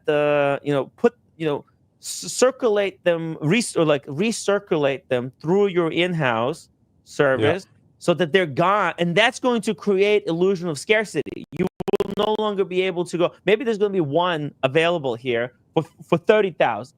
Now, if there was just, imagine if somebody just right now sits down, buys all of these, and then puts up one for 40,000. Instantly, somebody who's looking for this watch, they might have one. They'll list theirs for maybe 35,000 or whatever. It will reshuffle the market. I listen. If you don't mind, go ahead and read the super chat real quick. Yeah, Gatsby $10 super chat. CPO is not new concept. Pricing should be consistent with the market price, plus a reasonable premium for restoration, servicing, and ongoing warranty. The brand standing behind it does add value. It's the value, I think, is the legitimacy. So I totally get it. And if you take a look at MJ's, can you read MJ's chat real quick? Why would somebody buy a new car if they can buy a CPO for less from the same deal? Now, it's only at the beginning. It's only when the CPO gets working. And I think eventually the theory is that as they circulate through their used stock that's available out there, the value will go up, because eventually all of them will get recertified and people are going to value and appreciate. The people who get in early on the CPO, in a way, they get a deal, but then this is what I'm saying. There is there are CPOs can make sense, but if first of all, you're saying right now Vacheron is getting involved, and remember, BMW is selling their cars through dealerships, franchise dealerships, new and CPO. But Vacheron sells a lot of their watches in their own boutiques with no discount. Yes, mind you. So if you are a BMW dealership owned by factory, like Manhattan is, right? Manhattan is a factory store, and their policy is not to give discounts. Okay, not to give discounts, okay? And because it's going to water down their brand, now that's going to be a tough proposition for them. But here's the deal: what you're proposing is BMW. It's like me, BMW dealer buying taking in a car, a secondhand BMW, going through the CPO process, making it CPO, and sell it just like a non-CPO at the price of a non-CPO in a secondary market. That's not going to work. Okay? Because if I do that, if I sell a non-CPO car for the price of a CPO, if I sell a CPO BMW at the price of a non-CPO that's changing hand between private parties and used car lots and all that, and I sell that, guess what? The price is going to be so low that it's not. I'm going to have a harder time selling that new car, because now the price difference is so much that people can say, "Hey, why should I go and buy a brand new one when I can get it this and I got the factory warranty behind it, and it's reconditioned to a very high degree." That's the problem. The other thing is, there are brands out there, brands like Mercedes-Benz, BMW, Honda, Toyota. These brands make sense to CPO because they are a popular brand. There are brands out there that are not as popular. Whoa, this guy almost, okay. But there are brands out there that are not as popular, brand new. How much value would their CPO bring to the table for them? They're not even selling it as brand new. There are brands out there, like let's say a Mitsubishi car. There are some parts of the country that Mitsubishi, because they're four-wheel drive, they may be very popular. But if you come to New York, LA, you go to Chicago, you go to Houston, Mitsubishi is not the most popular car. Right. So their CPO is not going to weigh that much into their used car side of the business. And that's the argument I'm making. Vacheron resale value is not good. It's not like BMW. It's not like Mercedes-Benz. It's not like Honda. It's not like Toyota. Is it chicken or the egg? It's not problem? like Lexus and all that. Pardon me? But is it a chicken or the egg problem? Like, which one comes first? It's all about the brand. If the brand was able to make their product to where not only the public is popular with the public, but you've solved the supply and demand to the point that you are holding a rather higher resale value. Listen, why do you think BMWs we sell a lot of BMWs? Because relatively speaking, the residual value is really good. That means you can lease that car for a relatively really good payment. And it's all about the resale value, because if you did not have a good residual value, then for you to fight other brands that have a good residual value listen, if let's say there are two cars that both of them have $50,000 MSRP.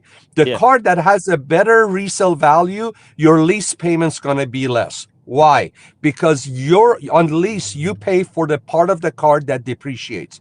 So the cars that depreciate a shitload, like you have with with some of the Audis, or you had with the Jaguars, the payments would be high for the same dollar amount car, unless the factory came in and put in so much incentive to bring it down. It would cost them money to fight that market. So first you have to make sure you have a brand that has a high resale value, and the brand and the supply and demand works in your favor.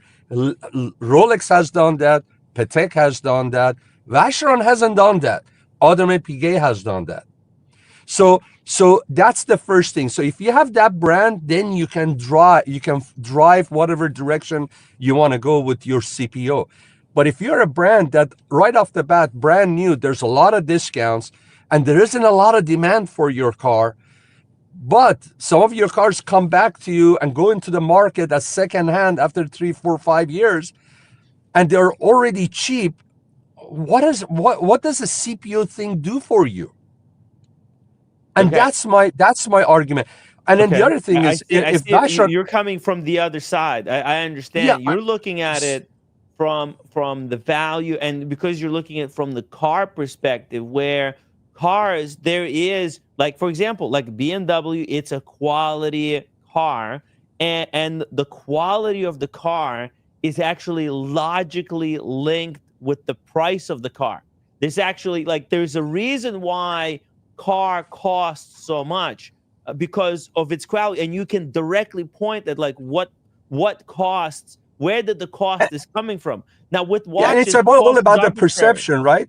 It's all about the perception, because if the perception No, is but the I think demand is it's high and yeah. the quality is there, because the quality is there with Vacheron, right? But if you're saying Yes. if the perception of the market is, Yes. hey, we want this car, the quality is good, even and the supply and the demand is there's a lot of cars out there in the market where they're trying to just give these away, and there are thousands and thousands of dollars of incentive on them, and they're not like they're sitting on the dealership's lot. You have 2-year-old models sitting in the dealership's lot, right? So Yeah. then, the perception of the quality is there and the demand is there. Now, when that car comes, and some people can't afford to get the new one, when the car comes into secondary market, there's a demand for it. Relatively, the prices tend to be really strong. And now you come in and you say, hey, I'm going to CPO this. You're going to, especially with cars that, hey, everybody's worried about cars breaking down, but especially with the more expensive labor and parts, hey, there is some kind of a relief that to know in case it breaks down, there's a warranty on it from the manufacturer. So that added value of $2,000, $3,000, $4,000, $5,000 more you're getting for that BMW in the CPO market can make sense because it offers value to the customer. But the problem is, if there is no value to be brought, if you have, for instance, a Mitsubishi, and they're inexpensive to begin with, and they sell really cheap, you have to be very careful how much you're going to sell your CPO, because if you price it too much, people are not going to pay for it. And if you're not going to price it too much, what are you trying to accomplish by CPOing the product? This Vacheron. Okay, what if Sean? What if this is exactly what they're trying to do? The CPO program. What if the purpose of the CPO program is not to the CPO to give the confidence to the watchers, all these things. It has nothing to do with what we think this CPO is for. But what if it's just a way to add value or perception of value, so that people, like, for example, if they just list this watch for $40,000 on their website, maybe this will trick people who are shopping on the gray market to increase the prices on the gray market.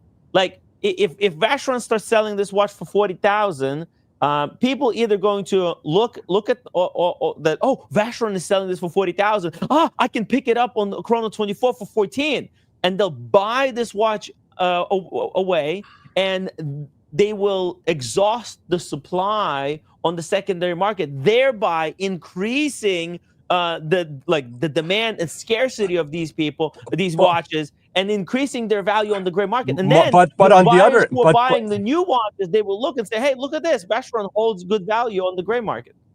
But Timmy, that guy that just walked away from a $40,000 Vacheron to buy the $14,000 one, you sold another Vacheron that was available in the used watch market, but you just made that new watch sit longer on the shelf. Okay, but and that's the point that I'm trying to bring up.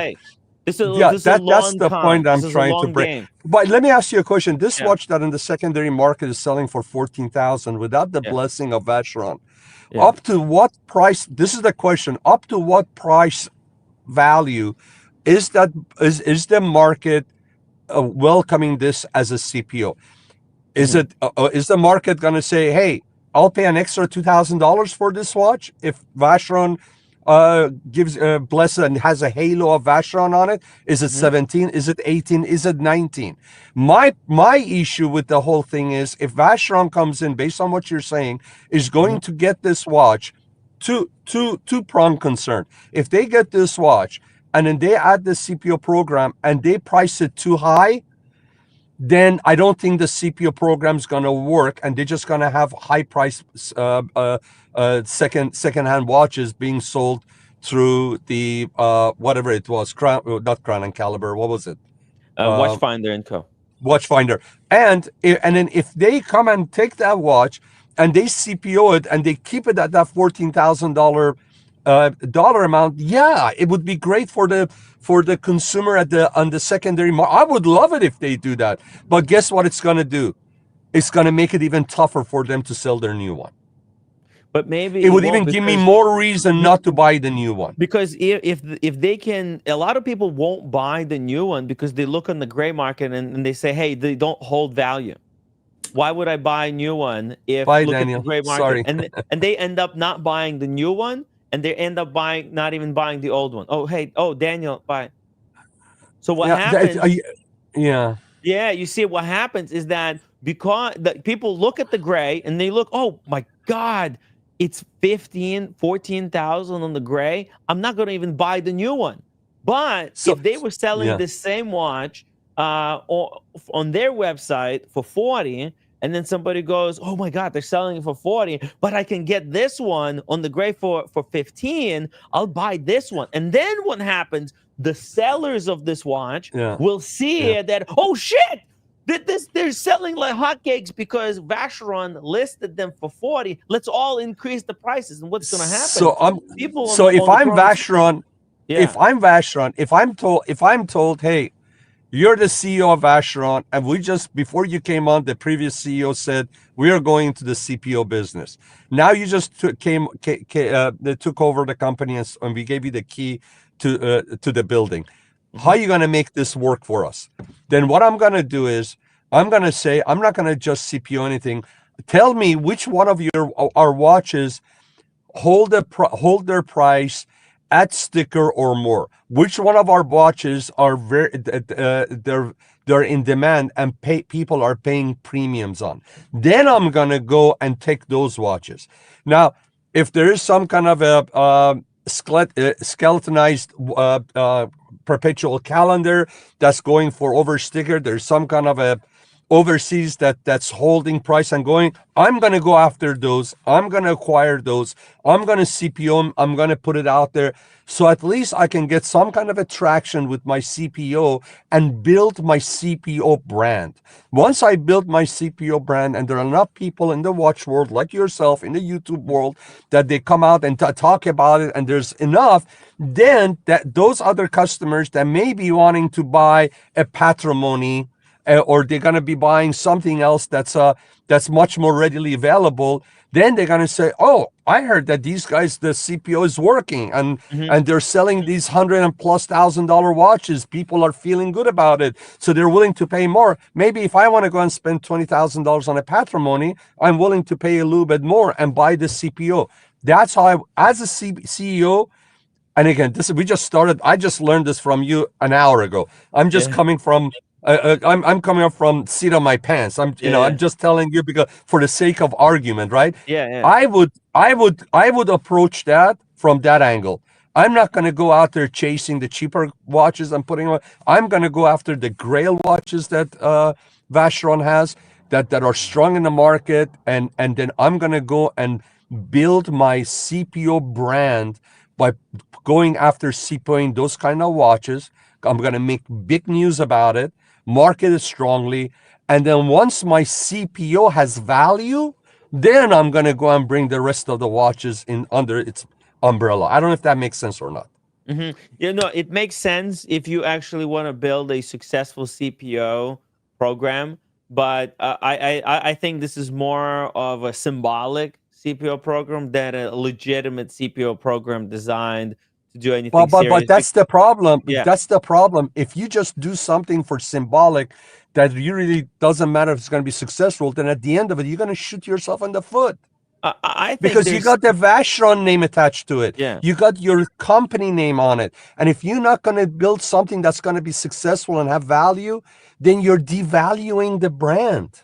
No, but I think most people, they're not as clever, or they don't think about this the way you think, Sean. Most people, they out there, just regular buyers out there. They hear, oh, Vacheron. No, when they're buying a new Vacheron. In fact, like most Vacheron, like people who buy retail from them, they do have like a dedicated, really loyal Vacheron following. People who Mm, just buy Vacherons brand new. They don't care. Like Sean, mm, they do not like. They don't check that they could get such a great deal on the gray market. They just buy mhm, brand new. They and with a smile on their mhm. face, they don't care. They couldn't care less. They're just in a fantasy world. They got other things that they're a little bit more concerned And God about. bless them. Yeah, God bless yeah, them. Every brand needs those people. yeah, Every brand exactly. needs, and God bless them. And by the way, Timmy, I love the brand. I want whatever they do, I want them to do to Mm, succeed. So I want this CPO to aspect of it to work. It's just that, it was kind of a surprise that yeah. Vacheron is coming up with a CPO Out of program all the because brands, right? of all the brands, and I'm like, okay, Duluth. I mean, can't they put their energy into maybe building their new business a Sean, little they bit more? barely put any effort into doing the CPO program. It's just a little plastic tag and a little card and just ceremony. It's just all ceremonial, all just for show. But I Yeah, think you know what? Like this could have this type of this could have a dominoes effect where they could, in a way, almost trick people, secondary market buyers, into starting to buy up Vacherons in the anticipation of CPO rolling out. Because, like, I've seen this with Daniel Roth watches. Okay, yeah, check this out. Daniel Roth watches, incredible, incredible watches. I didn't even know what the brand was until Louis Vuitton bought it, yeah, and suddenly, all out of the woodwork, they existed out there for like 5, 6, 7,000. They were so cheap, these Daniel Roth watches. Now you yeah. can't find Daniel Roth for like less than 30, and it's Well, you because can, you can actually. I saw, I saw it. It's not a gold one. It's a yeah, stainless steel uh-huh, chronograph, blue dial, gorgeous blue dial with blue straps for like, I don't know, 11, 12 grand. I think it was a European watch company. okay, But yeah, yeah, no, I'm I'm with lying, you. I'm lying. Yeah, The prices have gone up on Daniel Roth, and yes. I'm with you. By the way, right now Universal Genève is.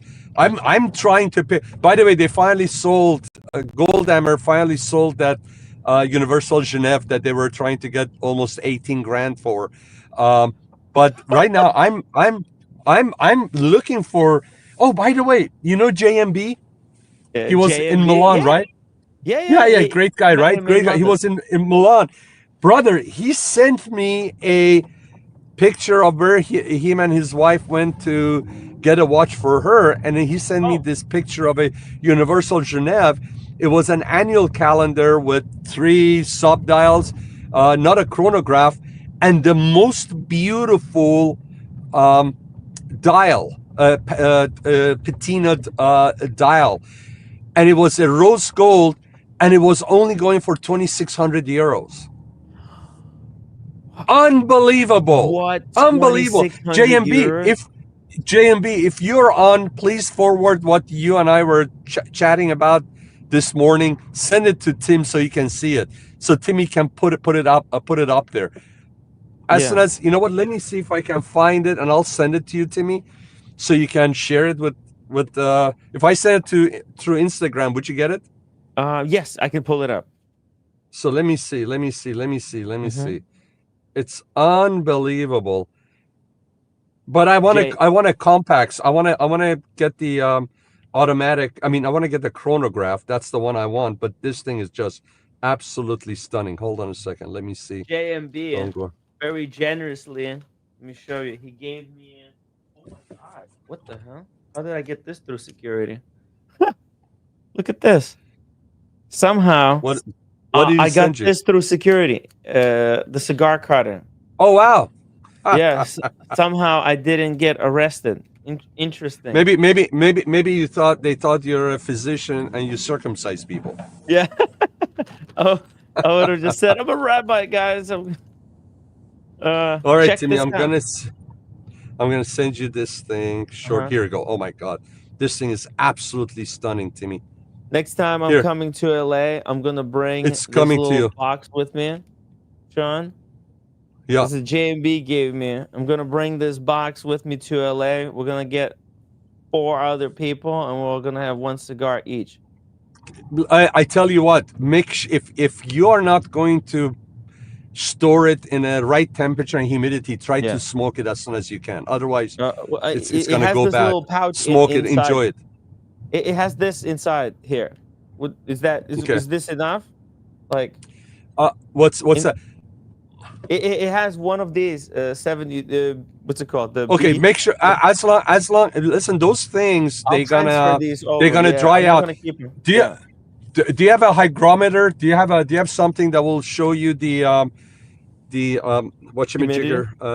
the humidity, and also something No, that I would don't. also show temperature? Because if not, those are quality. That selection that they curated for you is an Yeah. expensive one at Davidoff. Yeah. Don't let it go to waste. Okay. Smoke it. If you're just gonna let it sit, smoke it. Oh, okay. Maybe I'll start Don't wait. 1 per week. Don't wait for the right occasion. The right occasion is now. That occasion never comes, huh? Yeah, because it's gonna go bad. I'm telling you. Okay. I'll listen to you. You might as well smoke it now rather than waiting for a special occasion, because then it's gonna be wasted. Okay. Fair enough. Yeah. Fair enough. Here we go. I'm I'm pulling. downloading the I stuff. had to. I'm pulling in curbside on Rodeo Drive, right in front of IWC, Ooh. so I can have a IWC. chat with you. IWC is such an awesome brand. Magic City is thinking of getting a perpetual. Oh, he How is. wild is that? Yeah, a perpetual Portugueser with the rose gold with the blue dial. I thought he could get Nice. Patek for that money though. Hey, speaking Nice. of Patek money, Manny, thank you It's so much for sending Manny! everybody pics. Hello, brothers. Yeah, Manny. Thank you, brother. Thanks for the pictures, bud. You're welcome. How's everybody doing? Hey. We're doing a lot better now that you're on. Look at that. Look at that dial, Look at that. Timmy. It's gorgeous. Rose gold. It's mid 40s. I think it's 1945, if I'm not mistaken. Look at that. Look at that moon phase for 2,600 euros. What? That's Where nothing. where at, Sean? I sent him another picture with the card. There's a dealer in Milan that he went to, and he got a watch for the missus, and this was sitting there. Oh wow, Isn't that gorgeous? that's beautiful. You got for the missus. Yeah, in and the again, the only reason because it's nothing. It's so much for 26. You would think the gold that they have in there is worth more. I mean, Right. for crying out loud, the Patek Philippe, cufflinks that have less gold than that are going for $6,000. Yeah. Secondary market, they're going for $4,000 second hand, and this is $2,600, and it's got an annual calendar. And but the only thing is, if I'm gonna own, I want to buy one Universal Genève, and I want to buy the tri compacts. I want to get the chronograph one. Oh Okay. my god! So that's the only reason I'm not pulling the trigger, because I don't want to have zillion watches. I want to get the one I want. But this dial, the way it's patinaed, is insane. Somebody from Timmy's universe should buy this one. We should keep this among our own group. Somebody should buy this. Yeah, it's gorgeous. It's really good value. And with Breitling acquiring Universal Genève, exactly, it's going to only go up. Yeah, and for this money, it's gold alone. In fact, gold is going crazy. I was told, Timmy, buy gold, but you know how it is. I need to sell watches first. But hey, this is great. What can you get for 2,600? You can't. What are you gonna buy? What are you gonna get? You're gonna go get 30% off on an Oris? Go get this. Yeah, that's way better. Full gold watch. Think about it, man. And then you put a nice cognac alligator strap on it. Gorgeous. Or have the black one on. Or you know what? Even put a green one on. It's just gorgeous, absolutely stunning. And it's something completely different, completely out of the blue, unexpected, And I unscripted. promise you, if you're wearing this, and everybody around you has the SOP or the GMT and all that, Yeah, everybody's going to be looking at your wrist. yeah. For what you're going to be paying for this is less Oh, than the markup you're going to pay for a GMT over the value. sticker price. What vintage is that, Sean? When was that made? No, I think it's here. Let me see. I think it's a 1945. I think, if I'm not mistaken. Oh, It's wow. 80 years old. It's 80 Wow. years old. Wow. Unbelievable. Yeah, that just goes to amazing. show That's how beautiful. good quality Universal Genève watches were back in the day. It was a serious brand. That's why it has this cult following. Yeah, and here's the deal. Universal Genève is something that anybody interested should get. The other one is I'm telling you, everybody, get one of the mesh integrated bracelet watches from the 60s and 70s up to early 80s. The way they made the mesh bracelets were different than the modern ones. They're so fine, they're like fabric. Mhm. So I got the white gold. I'm looking for a yellow gold. Okay. And I'm looking. I've seen a very nice Vacheron Constantin time only piece that's really nice. So I want to add a yellow gold to the mesh bracelet watches that I have. I'm telling you, these two watches right now, there's mesh bracelets still a deal. They've probably gone up about 50% within the last couple of years, and they're going to keep on going. More and more people wear them, and more people. Listen, there hasn't been one person that hasn't come across, and when I wear it at work or when I'm at the bar and somebody say, hey, that's a nice watch, and they touch it. As soon as they touch it, go, is this gold bracelet? I say, this is gold? And they just go like crazy, like they haven't seen this before. Right. I mean, it's just unbelievable. It's a really difficult art form. That bracelet is art. It's so difficult to do that. There's only a handful of people in the world that could do that. And Exactly. It hasn't been passed on. The new kind of replacement for that watch. You saw it. You sent me a clip. It's not the same. It's like It's not. And they may. It's interesting. Did you see how much labor it takes? Well, it's not the same. Yeah. It's not tightly weaved like the one that I have. Right? It's not. Yeah. And it's not machine made. It's not the same as the Kagans and some of these Skagans or whatever These it's big called. Rings. It looks like chainmail. Yeah, this thing is just unbelievable. Every time I wear it, and I wore that watch, was it yesterday? No, it was the day before. I think I wore it. It was the day before, and every time I wear it, and when I'm under the sun or at my desk, and I just move it, the way the light bounces off the bracelet, forget the dial. Well, just the bracelet, it's just like, oh my God, this is so special. Right? You know what's amazing, Sean? That something that is 50, 60 years old, they didn't have the technology that they do today to be able to make such a bracelet. Yeah, it's amazing. Which tells you all of that's basically done primarily by hand. It is. It's and again, but when you go to pre-80s, 1980s Pateks, the volume of production was so low that every piece that they made was low production, right? Every Patek that they made was low production. I mean, take a look at the 5070R. I mean, I think who was it that was talking about that? It wasn't. I don't think it was Tim Marshall.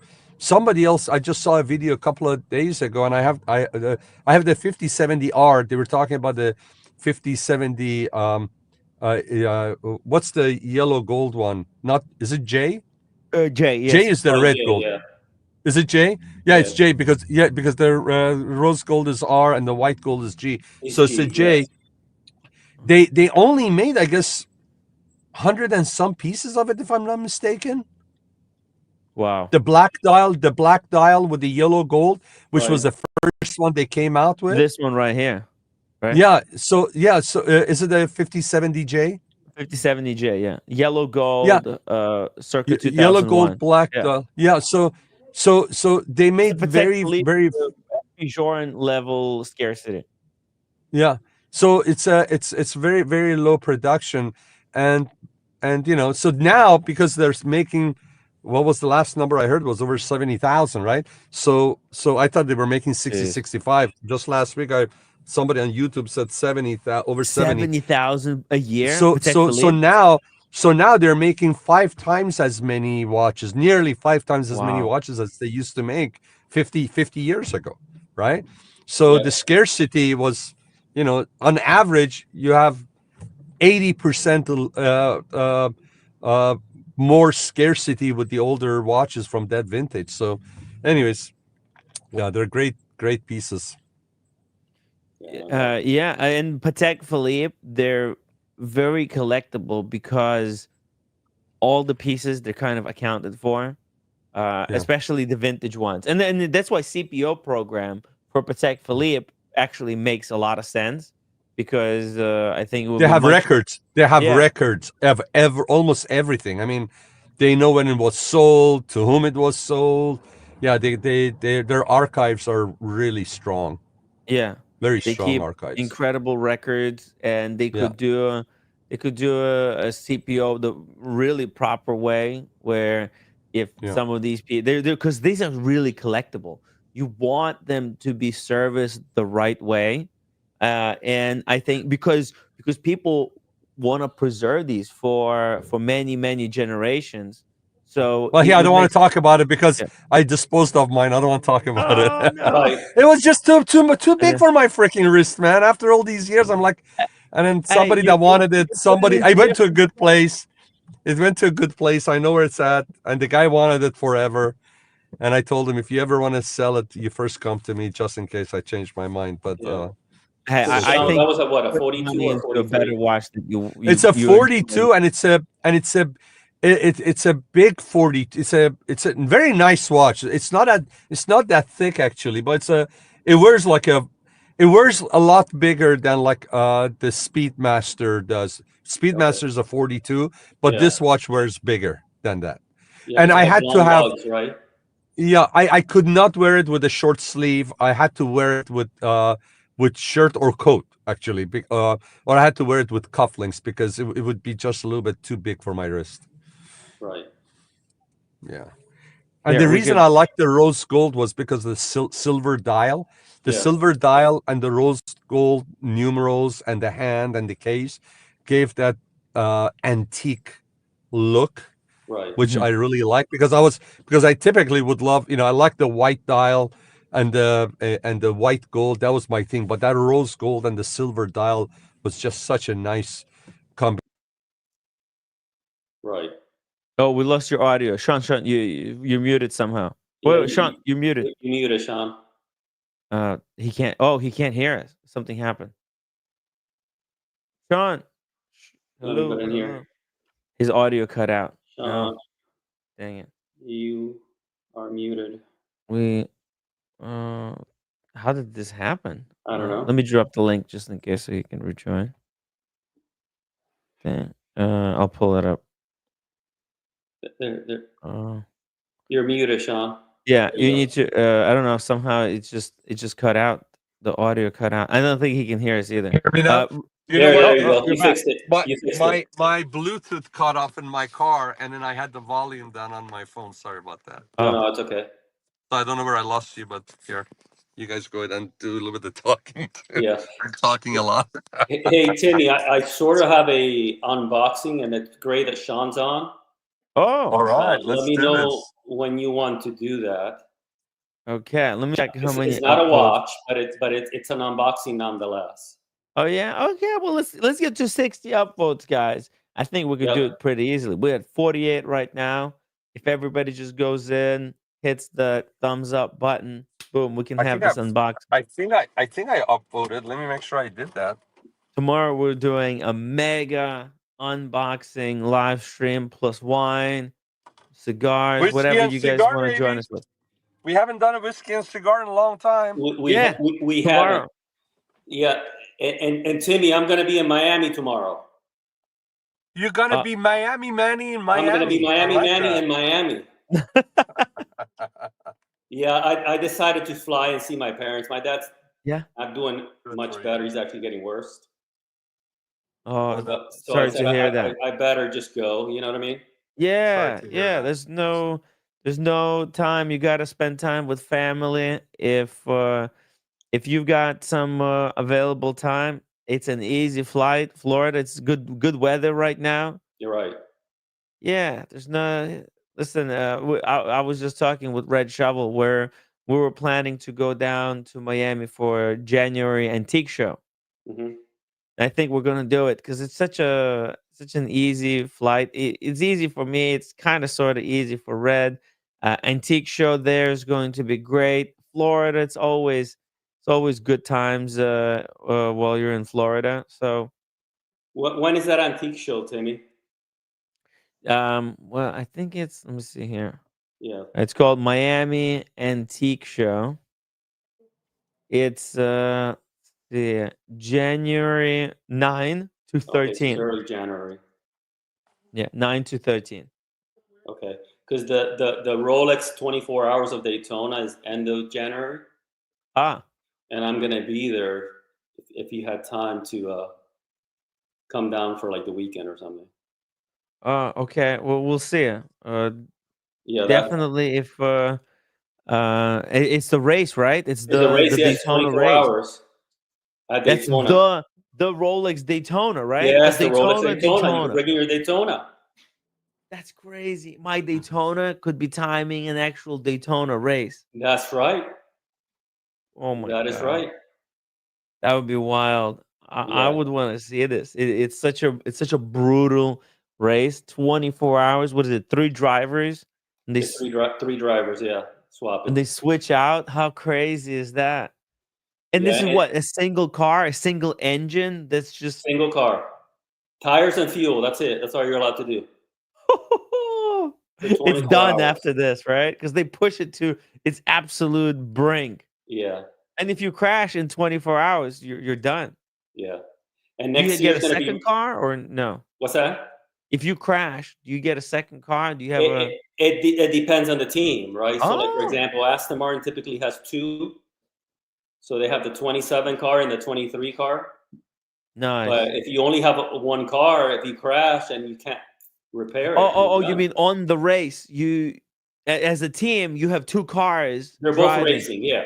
Yeah, it's not like if you crash one, you swap it out for a second one. No, no. If you crash one, that's it. You're done. I mean, Wow.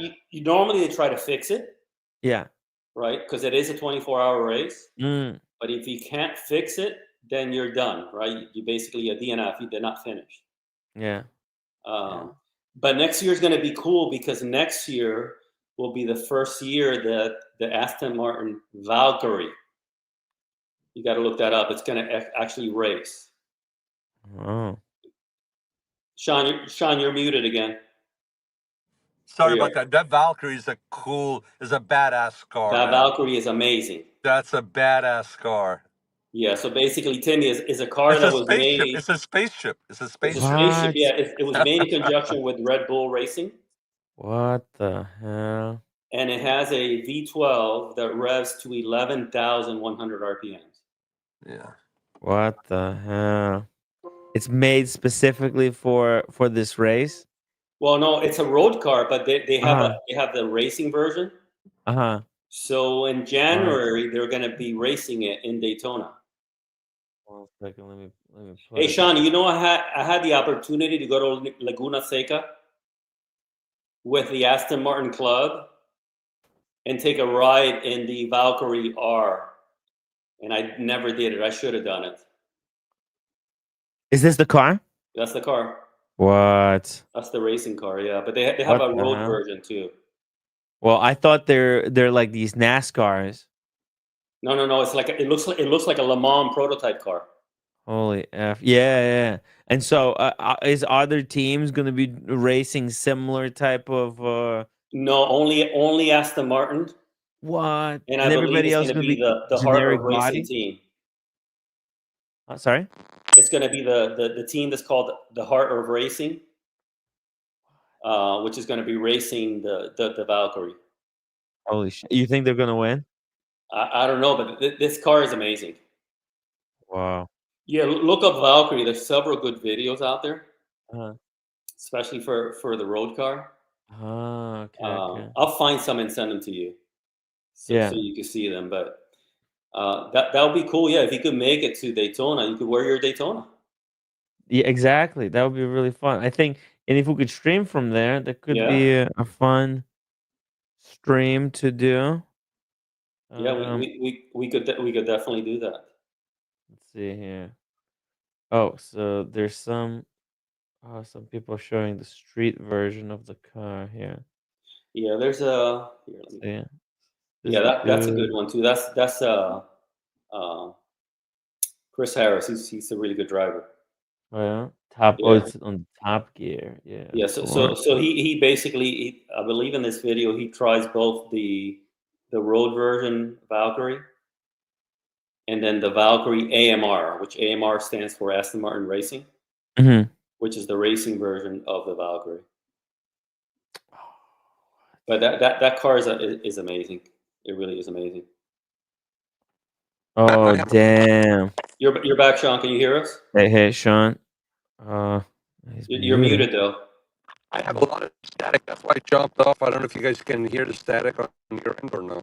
Yeah, we're Yeah. getting a lot of audio static right now. What changed? Is the Bluetooth not working? Oh, damn, that dropped off. Damn. Whoa. Holy fuck. Yeah, My this- watch this- channel. $100 PayPal donation. Oh, Daytona nice. or bust. Damn. Who was that? My watch channel. Yeah. Thank you, Chris. Appreciate it, Bye. buddy. Yeah, thank you so much. Okay, all right. Well, okay. Well, let me write it down. We're gonna Yeah, so I'll tell you Yeah. that Yeah, I'm yeah. gonna be there January 23rd to the 26th. Hold on. Let me just write it down. See, so this is So Daytona Beach, mhm. January 23rd through the 26th, and the race is the 25th and the 26th. And you're gonna be there from 23rd? Yeah, Sure. because what's cool about going early is on Friday you get Yeah. to meet all the drivers and get signed posters and Oh, get all kind of little goodies and swags. yeah. That's cool. Yeah, because you can go on the track too. Yeah, can you go see the cars? Yeah. Bark and Jack did that at F1. But what kind of prices are we talking about here to For entry the tickets, Yeah. the tickets is like $80. Oh, $80. Yeah, no, it's Okay. not expensive. Yeah. Maybe this year instead And of if you going want to stay with me, you can Yeah. stay with me. I rented a BRBO near Daytona Beach. Uh-huh. It has 2 beds, but it has a sofa bed. Yeah. You can crash me with me if you want. Well, you know what? Maybe we'll do Daytona Beach over the antique show. Because I did the antique show for in January for the past Right. 3 years. Maybe it's time to switch it up. We do some, 'cause I don't want to do everything. I can't afford to go to the Miami antique show and then also the Daytona Beach. So maybe we'll do this Yeah, you instead. can. You can. Yeah. And like I said, you could crash with me. Mm. It'll be me and my wife's cousin Rob, and then you could crash with. You could stay with us.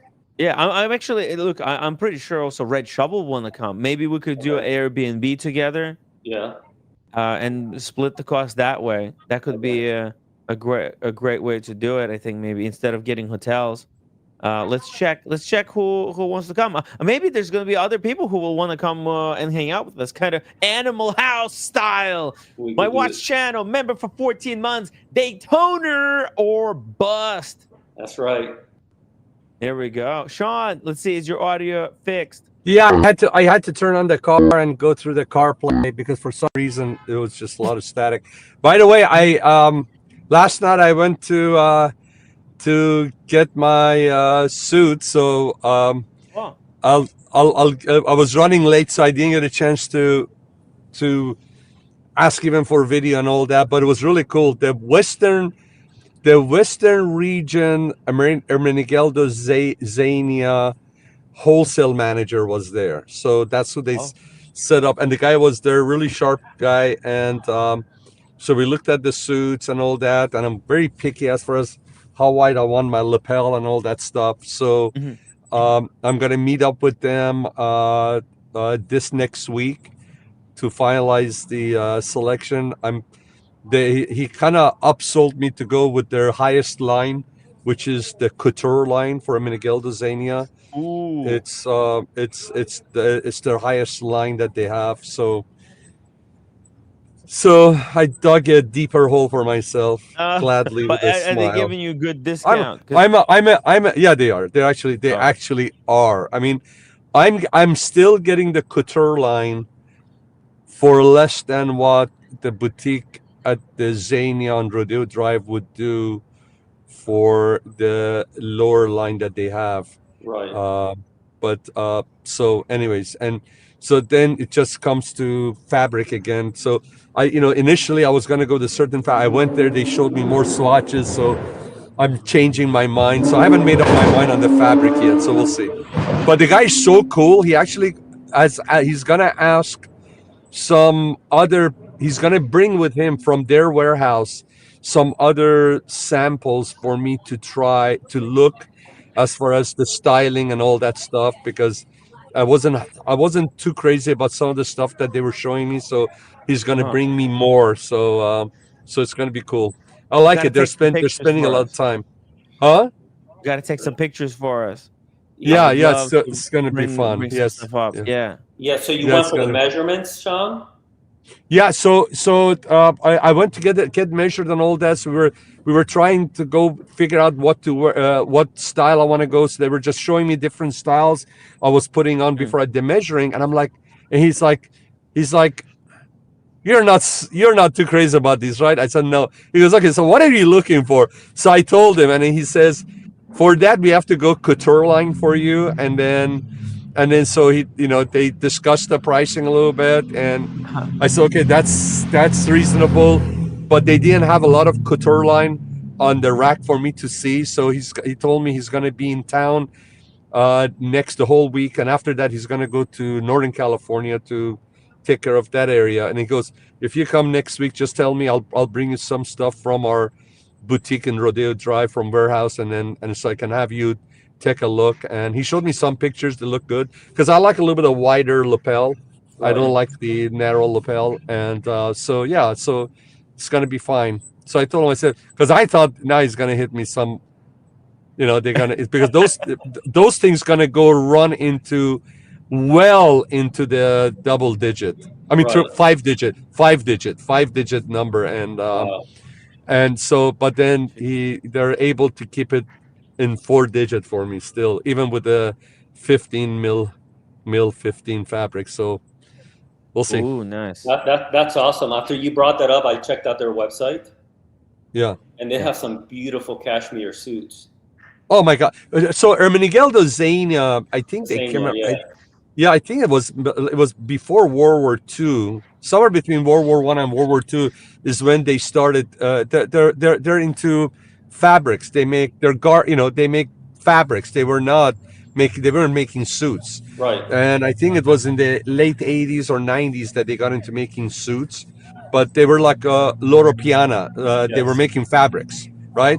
Yeah. And so that's why I really love their fabric. Their fabrics are better than Giorgio Armani and everything. And It's the proper, it's like proper stuff. No branding. It's like super subtle. It's just like quality fabrics. Yeah. It's quality fabric, and I listen. I got there a little bit late. I got there a little bit, like maybe 5:30ish, just before 5:30, and I was there till almost like 7:30, just trying out different stuff. And they were so cool about it. And I picked up my gorgeous blue pants. You think this thing is like we need to see it. satin shine? It's fabric, but it's like satin shine, man. I mean, just gorgeous. What's the material of the pants? It's cotton, but the special cotton. I'm gonna put myself on mute real quick. Okay. emergency Hey, phone Kleiner, call. welcome to the show, buddy. Hey, Kleiner, Hi, good how are news, you? baby. How's everybody? How are you? I'm all right. Can you all Hey, hear hey, me all it's right? great that you're on because I'm gonna do an unboxing very soon. I heard. Guys, let's get to 60 upvotes. We're only 5 upvotes away. Miami Manny's going to I'm do trying to prove a point that tools are useless. What? you could switch. You can Using your change nail? spring bars There you with go. your thumbs. What watch is that, Kleiner? Oh, the Zen. Okay, Zen. nice. Hell yeah. You gonna put a Zen new is- strap? Oh, I thought this was a watch channel. Oh, I can't see. That's too much. Okay, Nice here we quick go. change strap system there on the rubber strap. Very nice. Yeah. By the way, Kleiner, good news. Tomorrow we'll have a really Sorry, nice guys. fragrance stream. Oh, you're No, good, it's so Sean. cool. So cool. We got Kleiner on the stream, Sean. Hey, Kleiner, long time no talk, brother. What's And- up, my man? How are you? Hey, look what is that? Is that Parfum de Marley? Absolutely. Look what I got in my car.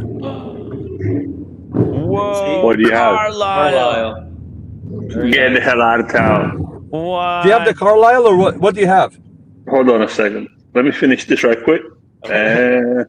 Putting on the spring bar. I'm trying to do it like from behind the phone. I can't see anything. Boom, roasted. Nice. That's how you change the strap, boys. Let's have the quick releases there.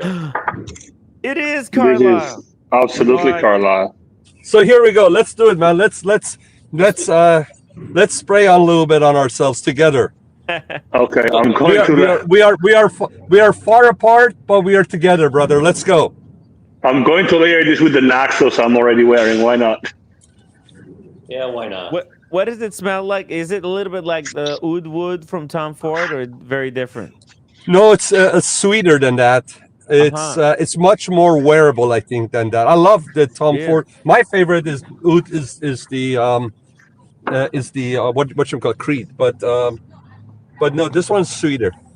Which Creed? He's talking about the oud. I like the Tom Ford, but my favorite oud is Creed. Which Creed has oud in it?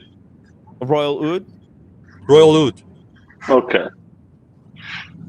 The Royal oud. By the way, tomorrow we're doing wine and fragrances. Kleiner Hunt got a special 3-piece unboxing Cool. of fragrances. For Nice. He's the man. Nice. We're gonna take a look at some cool stuff. 4. And Mr. Smelly is like a fragrance YouTuber. A good So friend what? of the show. So right now, since we are talking about Kleiner's getting ready, we are talking. Ooh, Yeah. what is that? Yeah, it's now on the rubber strap. Nice, man. That's right. I took love off an Zin. Omega to put on the Zin because I don't give a damn. I love Zin, man. I love Zin. Here, Kleiner. I don't know if you saw what I'm wearing. I put on my a little bit like a European color palette today. I got my Oh yeah. cream dial Gerard Perregaux with rose gold. Oh, I got my Brioni white striped shirt button down. Ooh, Yeah, and your glasses match. And then I got my Brunello Cucinelli suede coat. Nice. Is that And a button down shirt? It doesn't look like a button down. It is, and I'll show you how it is. It's a hidden button. Oh, that's so It's cool. a hidden button, so you don't see it, and it holds up the colors up. I got my here. Let me see if I can show you. That's so cool. What shades do Isn't you it? have on? I like that. Huh? What shades? What glasses? They're the Jacques Marie Mage Nice. JMM. with rose gold frame. They're Right. titanium, but they're rose gold. So I don't know if you guys can see it or not. Ooh. I got my Berludi Berludi. loafers. Berludi, they do this. Ermenegildo Dozania pants, and my belt is a Brunello. No, actually, it's my Hermes gold buckle Hermes. I don't want to show you guys that area. Yeah. Right, I don't right. want to get. Why not? Why not? Super I don't chat wanna- it right now. It's a family-friendly show, right? I But like it's the fume effect on it's the got shoes. the beige. It's got the Hermes like a light brown leather with contrast white stitching, Oh, and nice. it's got the brushed Hermes buckle. Exclusive So pictures on Sean's OnlyFans. And here, you got your Mont Blanc. Oh yeah, let's see it. here. Let's see it. Oh, yeah, he took his belt off. Very nice, Look very at him. classic. Oh, that's nice. Nice, nice. It's Sean's- so you went Sean's for the like man. Look this at that. light brown. You're the man. You took off your belt. Yeah, I did. And the shirt, I love the shirt. It's a Brioni shirt. It's so nice. Yeah, that's cool. Yeah. It's like everything That's matches. a good really color well. combination because it's never really winter over there, is it? No, it's in the low 70s. A little bit after the sun is going down. It's going to be a little bit brisk. People are wearing layers. A lot of people are wearing their jacket, or they're wearing shirt and a sweater, or some people just walk around without it. I mean, it's just that kind of a temperature. This is the part we are going into a part of the year that I really dig, because you can get a lot more creative with what you wear. You can put layers. You can wear a little bit thicker coats, jackets, and it's really interesting. You can pretty soon you're going to be able to put on scarf or neck scarf, or so it's cool. You can start Like a putting sweater, gloves on. You can Yeah. wear like a cardigan type of sweater Yeah. underneath Yeah. the jacket. Yeah, I was waiting for the colder weather to kick in, but it's still in the 70s. It's too damn hot. I went out earlier. Yeah. I was trying to wear a jacket. It's too hot. I just rolled up my shirt sleeves. So, Sean, how cold is it in the mornings now? Is it in the low 50s? Yeah, it starts in the low 50s and then goes into 60s, but stays right around 70. Last week it was in the 60s. This week's going to be in the 60s, which is nice. I mean, That's perfect riding weather, man. You put on your jacket, you're not sweating every you're red light. 100% right. You're 100% right. It's perfect riding weather. Yeah, absolutely, you're right.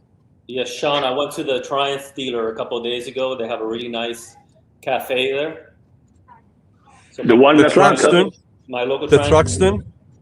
I saw the You're talking about Cafe Racer, like a Cafe Racer bike, or No, they have a nice they cafe? actually have right next to the bike shop. Yeah.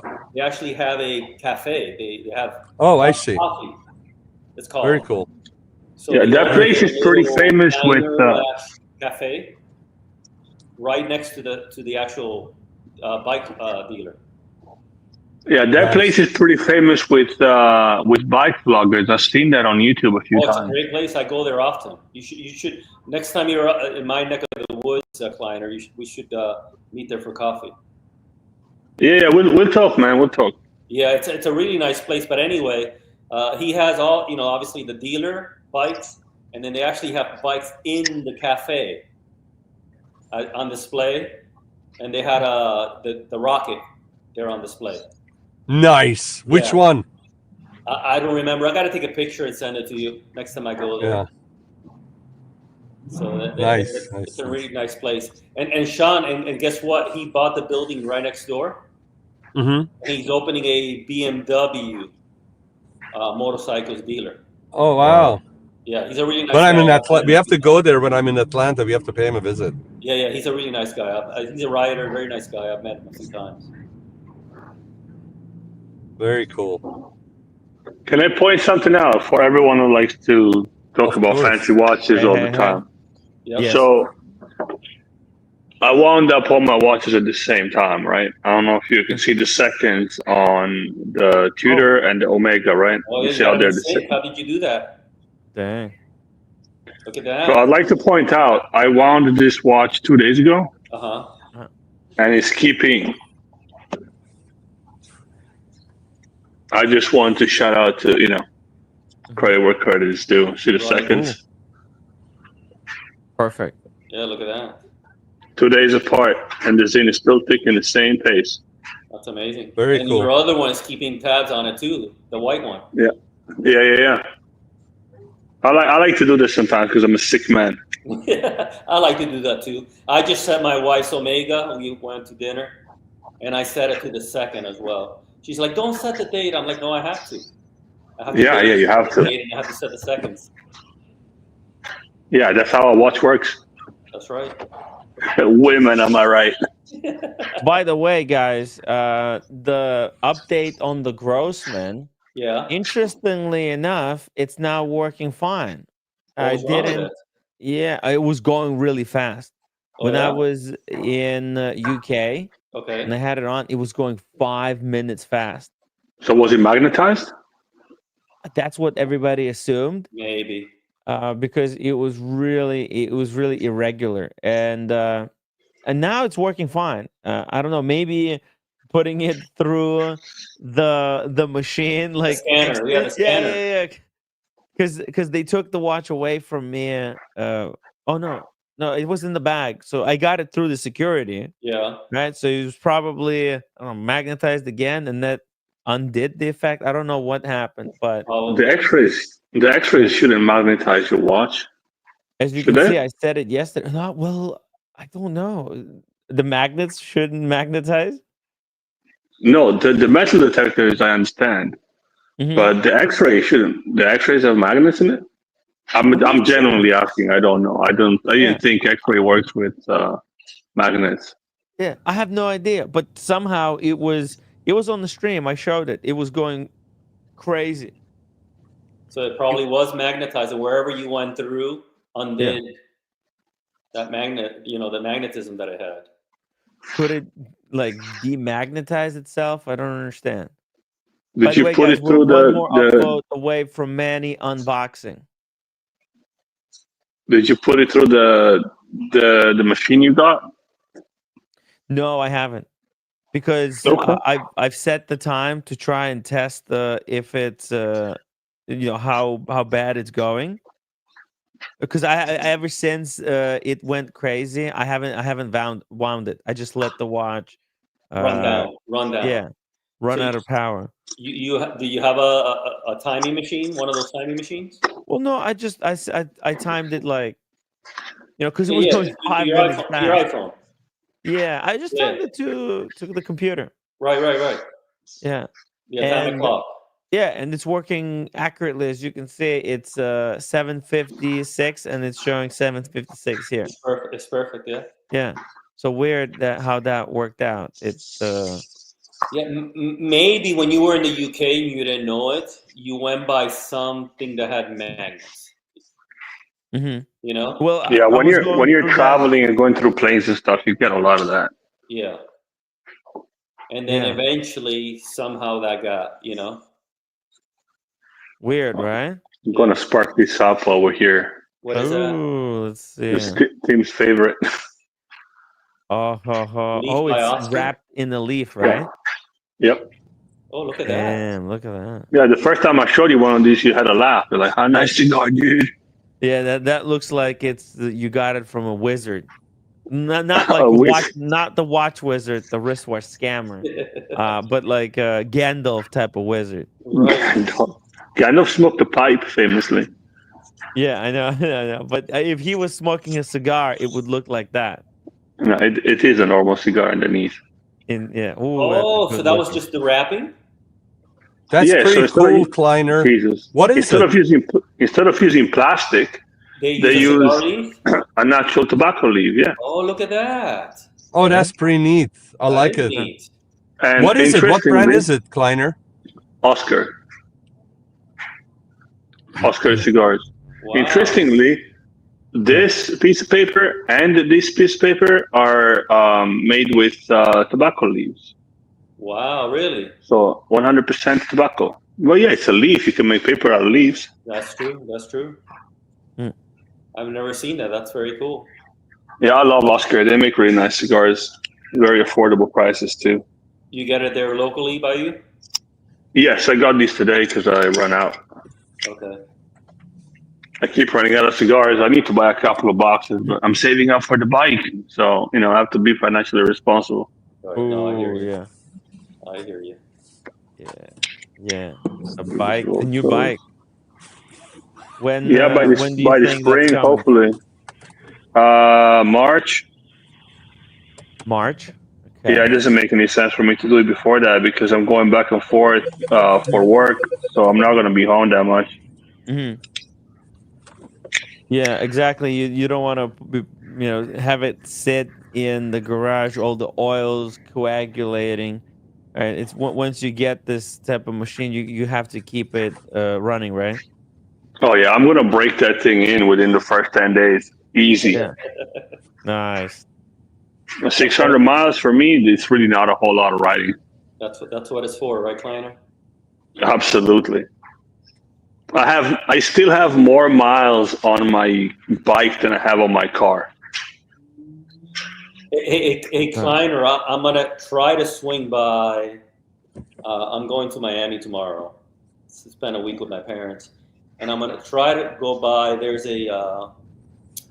a super bike dealer down there in Miami that has MV Agusta. Oh yeah, there's everything in Miami. I saw there is a motorcycle guy on YouTube, Fast Lane D. He goes back and forth between Atlanta and Miami. Yeah. And he bought a bike there. He crashed it, but he bought a bike there. Oh wow. Yeah, MV Agusta is amazing. Yeah. So You should take pictures, try to please. swing by that shop. They have a MV Agusta RC, the F8 RC. I'm seeing it on their website. If I have time, I'm gonna swing by and I'll send you some pictures of it. Absolutely, please. Yeah, the F8 800 RC in the Italian tricolore colors. Oh wow. Okay, yeah, that's the something green else. and the red. Yeah, that's the problem with getting stuff like that, is that you end up with a lack of support, right? Because you can't just take an MV Agusta anywhere to get it serviced. Right. Same with Ducati. BMW has a way better network of dealerships. Yeah. So Timmy, how are we doing on the upvotes? I know Dingo Dave was. I think we've got it. We had got it? 59. No, we need one more. One more. Just one more. Guys, one I'm more gonna pull upvote. over. I'm gonna pull over for the unboxing. Then Yeah. hold on. Yeah. Pull over for All the right. unboxing. Let's do I it. was So I'm just number gonna pull 50. over. I was number 52 when I did it. When I upvoted, I was number 52. Yeah. Just Nice. be Sean needs to log on to his troll account.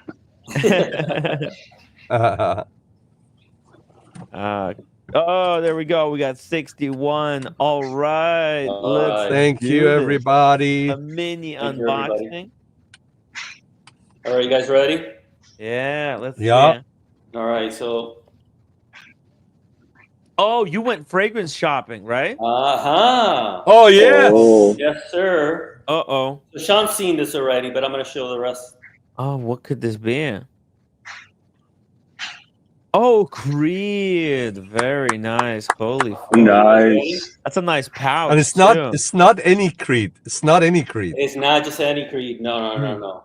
Hold on a second here. Just give me 1 second. Whoa. All So right. you pulled the trigger.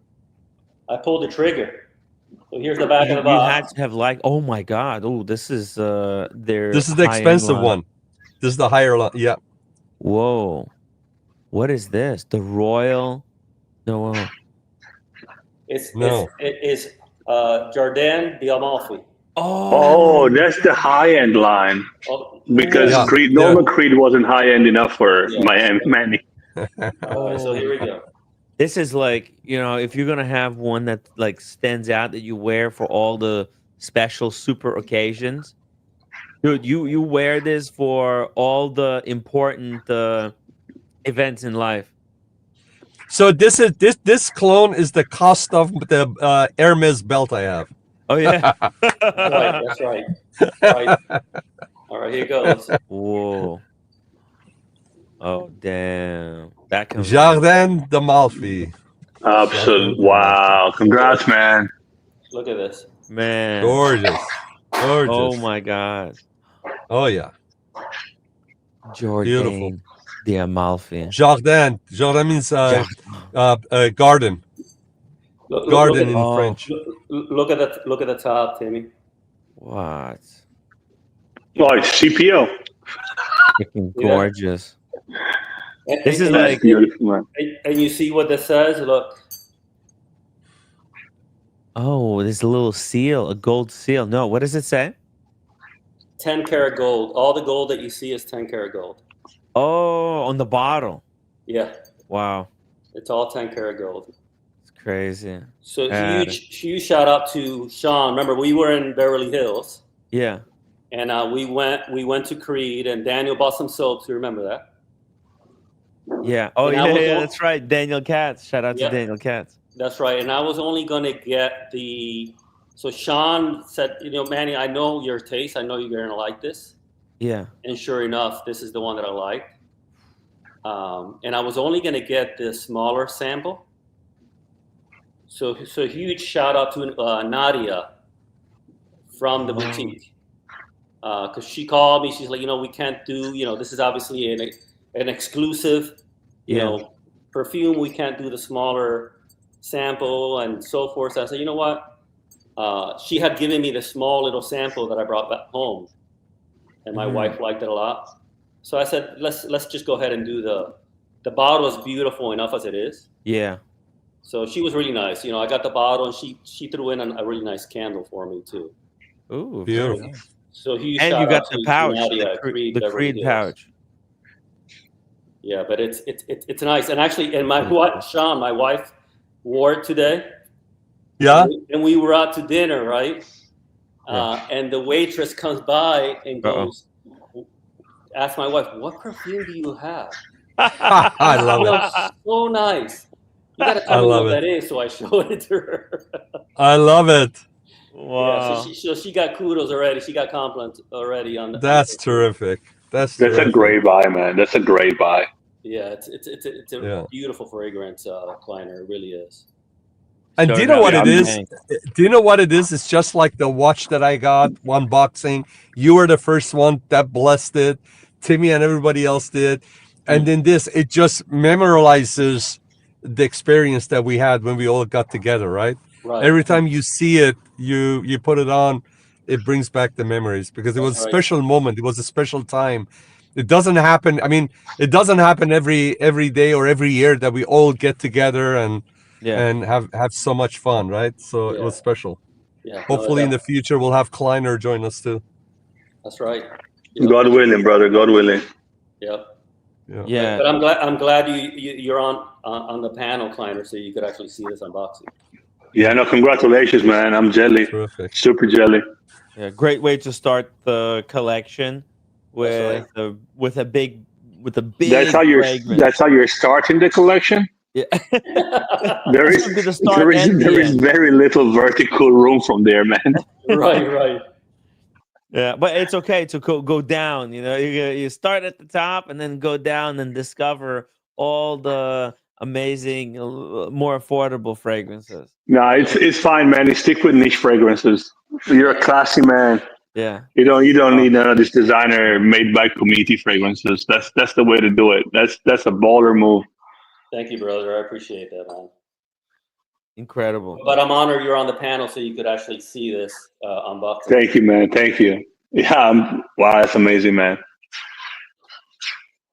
Yeah, that's a serious fragrance. That's no joke right there. Yeah, no, it's stunning. It really is. Yeah, if we ever meet up, I'm gonna ask you to bring it, like smell the bottle. Okay. Yeah. Actually, if you go to some meetup, watch meetup in the future, make sure to bring it because and wear it to these events. He may not be allowed to wear it within 20 miles of his wife. Yeah. Hey Timmy, I couldn't super chat while I'm on the panel, and my other phone I cannot super chat, so I sent something via PayPal. So for Manny. Thank you, Sean. Sean sent a PayPal donation for Manny's unboxing. Thank you. Thank you, Sean. Manny, and thank you for sharing. The acquisition. I'm so sorry I got you into this, but I think you'll have fun with fragrances. They do help you, not just you, but I think it's good for memories, for creating memories. If you wear same fragrance to events and then you smell it again, you remember all those good times that you had wearing that same fragrance. It like fragrance brings back memories more than anything else. Yeah. Hey, Timmy, can you pull up that website? Dr. Bob's wanted to know the smells of this. I know you have for that website that Grantiga. tells you. Yeah. Because the print is too small. I can't read this. It's tiny. Yeah, sorry. So actually, I have it pulled up right here. So it's got tangerine, neroli, bergamot, pink pepper. So it's a very fresh fragrance. Mhm. And the Amalfi, this is like a coast in Italy. In Italy, yes. Yeah. And so it's supposed to resemble like a garden in Italy. So it's got the tangerine, it's got the neroli, bergamot, pink pepper, rose, apple, cedar with white musk, vetiver, and cinnamon. Actually, I have something similar. And not just anywhere in Italy, but the Amalfi The Coast, Amalfi right? Coast, yeah. You know, Tom Ford makes the Amalfi fragrance as well. I have the Costa del Zerb. Let me see here. Well, Sergio has a whole series dedicated to Italian cities, and if you look at the La Capitale, has not the same but quite similar notes with the orange and the bergamot. Yeah, see, this is the one I was thinking of, the Tom Ford Mandarino di Amalfi. Mm. So as you can see here, Yeah, it's that got lit- lemon, grapefruit, mint, very, very similar kind of yeah, fresh. that literally means tangerine of Amalfi. Oh, there you go. Yeah, tangerine, just like, and your fragrance had the tangerine in it. So it could be considered like that this one Jardine di Amalfi is like a higher version of Mandarino di Amalfi. Because they're very, very kind of. So you can see vetiver. They got got musk. There's no neroli, but Tom Ford makes a great neroli fragrance. Yeah. And it has jasmine in that one too. It looks like. Yeah. Mm-hmm. I see that. Yeah. And you get the pink pepper. This one's got the black pepper. No, it's but this Creed is really refined, and you can see here. This the perfumer is Oliver Creed. Born in Nice, France during Italian occupation of World War II, Oliver Creed grew up in a family with rich legacy in perfume industry. A sixth generation perfumer of the House of Creed, Oliver was immersed in the world of scents from young age. He displayed an insatiable curiosity and passion for creativity, which would later become the driving force behind his career in perfumery. You can like read about who the perfumers are. Right. So It's really Nice, cool. Nice used to be Italian before the war, or before the war, before the unification of Italy. Oh, really? Cool. Yeah. Cool stuff. It came with this little card to me, which is kind of cool too. Let's see. Oh yeah, nice. See. The House of Creed. Oh, is that the perfumers? Oh, that's the original and the current. Right. Yeah. Like. Yeah, it's a family owned. Yeah, it's family owned. Right. No, it was family owned. It was just recently bought out. Oh, really? Yeah, unfortunately, it was Who bought bought out by it? BlackRock. Wow, investment firm. Yeah, exactly. BlackRock bought them? Yeah, I didn't know that. for I billions. mean, if you think watches are a big industry, look at how much the fragrance industry is worth. It's ridiculous. Yeah. If BlackRock bought it, either one of their high up ones is in love with Creed, or they're looking at it as a blue chip material for them to invest their money in. Yeah. Yeah. Oh, They're it probably looks just like trying to get free fragrances. they bought it for $310 million in May 2020. Holy moly! Wow. I did not know That's that. it. Holy moly! Well, I tell you, I think Okay, BlackRock now it makes me and Manny feel a little bit better for paying the high price of the. Yeah, that explains why Creed has increased their prices as of late. But they're also trying to, I don't know, maybe in a way to also increase quality, because the new bottles, they have like metal tops, kind of like Parfums de Marly. has that metal cap.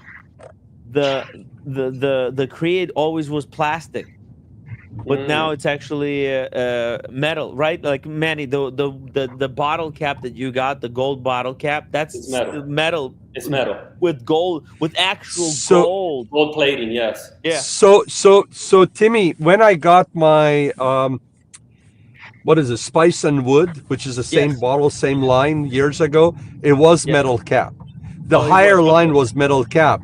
Now, you're right about the other ones not being metal cap, except the Aventus, the latest Aventus, the Absolute. That one is metal cap. Yeah, look My at this. green Irish tweed is a metal cap. Mine is plastic on Creed, and I had old Green Irish Tweed.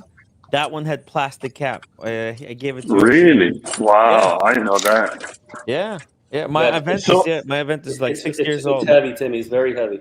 Yeah, So, yeah. yeah, Oh, it's metal. two-tone too. Look at Yeah, you that. see that? Look how nice that is. Yeah. Gorgeous. See? Beautiful Yes. bottle. And you got the little funnel. You got the little funnel for you to put it in an atomizer too, right? You know what? I didn't. Maybe that line doesn't have it. No, I have to I say. don't have that. Yeah, Okay, no, I don't have maybe that. that line doesn't have it because they typically come Nice. in the box with a little metal funnel, so you can spray it into an atomizer, so you don't waste the clone. Oh, I see. No, this one didn't come with that. Oh, so it doesn't have it didn't come with an atomizer? It is an atomizer on it, but No, I'm yeah, talking about it the has an travel atomizers. If you want to Oh. put in one of those travel ones, yeah, You can just unscrew the top and spray straight into it. yeah, you can, yeah. Ask But them listen, for a I got so many. sample to travel Manny, with. next time I see you, I'll get you. I have so many of them. I've never used one, by the way. Like Kleiner says, I have all these other. I've never used one of those funnels, so I can give it to you if you want. Okay, sounds good, Sean. Thank you. So, Sean, I have a question for you. Yes, sir. Since you're a class man, do you have any Bodicea de Victorious? Bodicea de Victorious? What is that, Kleiner? Bodicea de Victorious. It's like round bottles. Maybe Tim can pull it up if he's in the mood. Yeah. How is it spelled?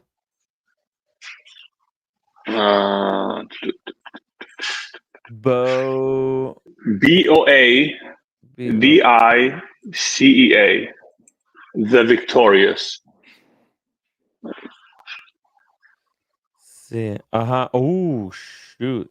Okay. It's some proper high end fragrances. Whoa. Yeah. They have one that's like $1,200. Jesus. Let's see. Let's go. The Victorious Blue. Whoa, the bottle looks insane. It's cool. Yeah, that's cool.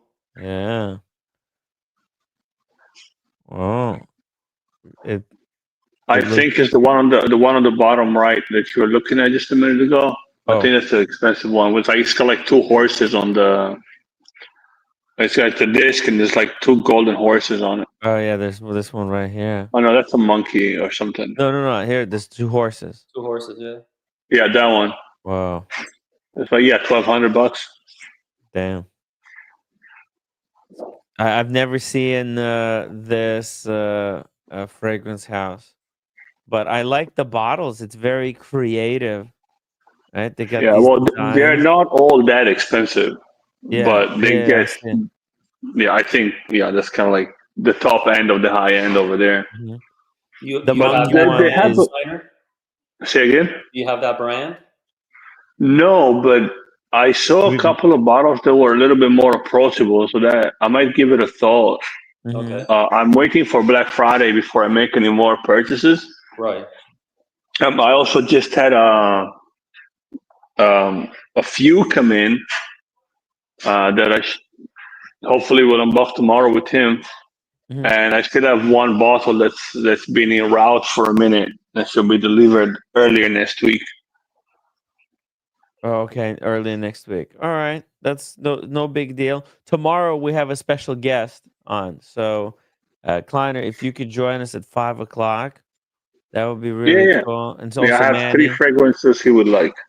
Yeah, Manny, if you can join tomorrow at 5. Yeah, I'll be in the air, Timmy. Yeah. Oh, that's right. That's right. You're So going so to I Miami. yeah, so I'll be flying. My flight is at 4:30 or something like that, Yeah. and I land a little bit after 6. So I Mhm. should be able to join around 7. I should be at my parents' house by then. Oh, okay. So yeah, unfortunately, at 5 I'll be in the air. Okay. Well, at least I'll show your fragrance. Let me just save it here. Okay. To Mr. Smelly will get his opinion on that. He just recently released his own uh fragrance line. Oh, So cool. it's also I want to talk to him about, what it was like, what the process was like of coming out with your own fragrance. People in the watch community make their own watches. Right. Hashtag James the Advisor. But Mr. Smelly, he made his own fragrance. Nice. So it would be cool to see what what the process was like, and learn from him. So he's doing that tomorrow? Yeah, Cool. yeah. Yeah, I have one YouTuber fragrance. Oh, Yeah, Curly Fragrance, I think is the name of the channel. She's a Dutch lady. She lives in Dubai now, oh. and she spent like a year and a half, I think, trying to make her own brand. Hmm. That's cool.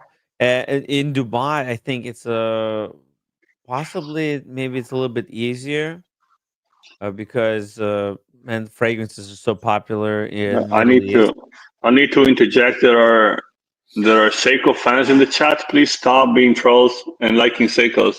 Seiko fan. Hey, shout out to Dr. That's Bob's not like Seikos. Liker. He just got a Seiko recently. Who Yeah, did? But Dr. Bob's did. A Dr. nice Bob. one. Yeah, he got a nice Seiko. This one There it right is. here. Check it Yeah. out. Damn it, Dr. Like Bob. that. How much did you pay for it, Dr. Bob's? I think this one's reasonably priced. This is one of those exceptions to Oh no, Seiko. okay, yeah. No, I Right? approve of that purchase. Thank God. Yeah, Yeah, I approve of that purchase. Yeah. I like Dr. Bob. I don't want to argue with Dr. Bob. yeah. Dr. Yeah. And, Bob's and, is and not and if approved. I can, I'm gonna show you, Timmy and Kleiner, my dad's Seiko 5. Nice. I got him a blue Seiko 5 last year, Hmm. and he doesn't take it off. Nice.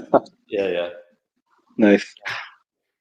Seiko is the right ones, not the crazy overpriced ones. The right ones are still a great proposition. It is. Yeah, it is. Yeah, Yeah, the Dr. one Bob's, that's a around. good price. He paid 442 for it, and that's a GMT. That's a pretty good price. Yeah. These are the ones I endorse. I bought one of these Seiko 5 GMTs for a friend of mine like a year and a half ago. Yeah. So no, I endorse that. But anything over like when it starts hovering about $1,000 or more, then I get upset. Yeah.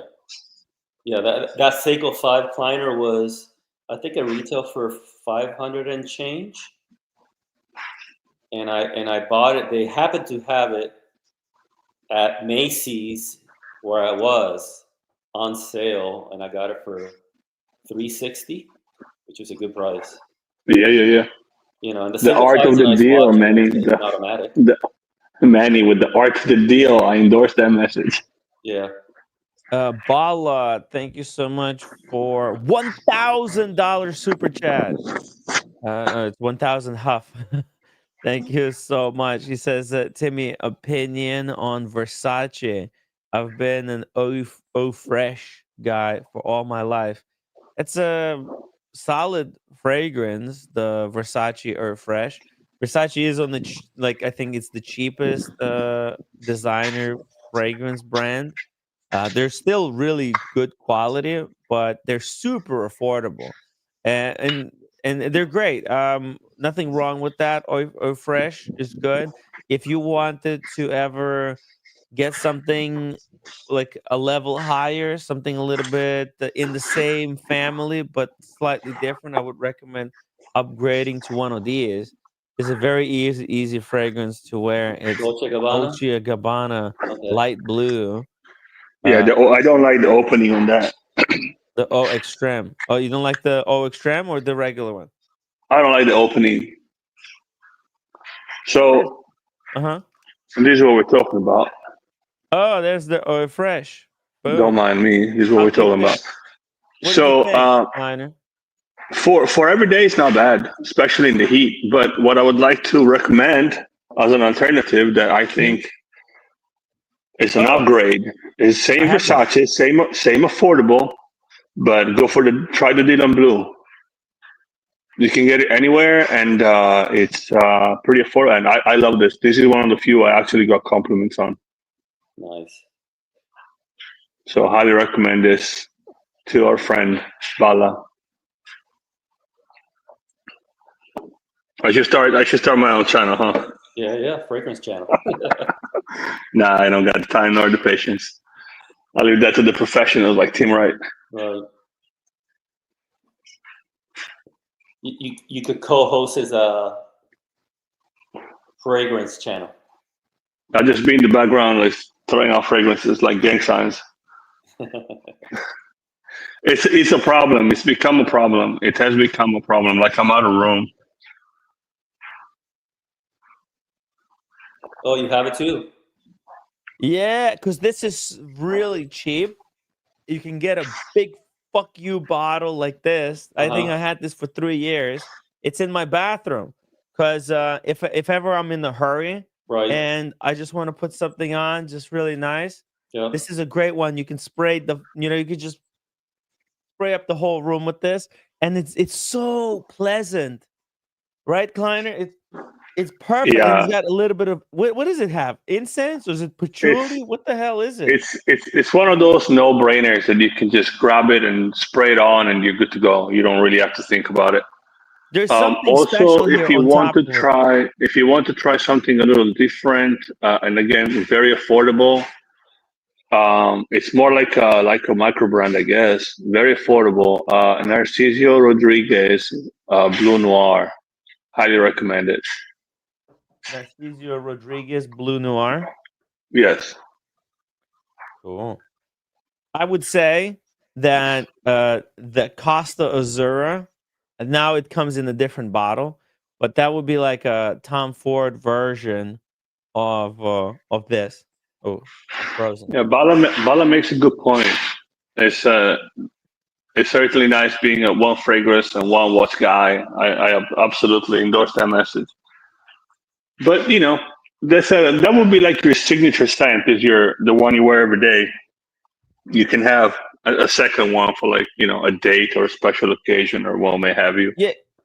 Yeah, especially if they're in the same family. There's days that you wanna, because it adds a little bit of confidence too. Like every day you're wearing your regular, nice and fun, but then when you want to step it up a notch, you go, oh, today, boom, I'm busting out Tom Ford, motherfuckers. This is the real deal. Now we're talking business. Which one's that? It's Costa Azura. Oh, very nice. Yeah, it's actually was the last bottle. One of the viewers sold it to me. I think for $200. What does it retail for? I think it's like 400. Okay. And they're gone. They don't make these anymore like this. They Tom Ford, because this was so popular, they reformulated and they put it into a generic box. So now they're like $180. You can get this, but in a different bottle, in a round bottle. Also beautiful. It's still fantastic. It's just I don't know if it's worse quality. It's just not in the square box because this is called the private blend. Okay. Right, this is the private blend they call. Hey, speaking of Listen, celebrities, Daniel. I come is in that around. the legendary Daniel Katz? Yeah, I come in a round face. Hey. That comes in a whatever bottle. It comes around place. I use. It looks like Nice you're coming out from Dan. the cold. Is it cold out there? It's starting to get cold. It was weird warm because of some warm air currents a couple of days ago. Okay. Like it's some days it's not much difference between here and LA. It was a Nino or whatever it's called. It's weird, but now it's getting to normal cold, around 9 Celsius. It's somewhat below Tim Wright's nose. It's getting colder, so I'm going to a jazz performance. That's why I'm dressed up. So I'm just here for 2 or 5 more minutes, and then I'm going to go. Hey, we're gonna wrap up really soon as well because we hit the 3-hour mark. We're just gonna JT Harry in the chat. I got you. Hey, let's see. Let's pull up JT Harry. Dolce Gabbana, the one eau de parfum. Oh, hey, Daniel, that would be a perfect. Oh, put on your Chanel. Oh, okay, I got. Bleu de Chanel. Put it on. That's a great fragrance to wear with a leather jacket to a jazz club. Yeah, but just like my sister, I put it in such a good, safe place that I forgot where. Oh no! Let me see. Hey, actually, Kleiner, I sold my the one. I used to have it, and then one of the viewers wanted to buy. Hey, here we go. Let's put on some nice 5 sprays. Oh God! Now you're gonna kill on the me. inside. You open the jacket a little bit, and put it like over here. Over here? Is that it? Yeah. Like just underneath. No, you can put it on the clothing as well. Okay, It's fine. okay. It's not gonna. Okay. It's not gonna damage it that much. Manny, I'm gonna make a fool of myself. Probably. No, you're not. Just open the collar a little bit and a couple sprays in there. Here we go. 1. There you go. 2, 3. And now do one right here on each one. Okay. Put on the back of your hair over here. Stop it. Last one. That's the last one. Right there. Boom. There we go. Perfect. Raz, so what's your opinion What if I on... get attacked? What if I get attacked, Tim? What?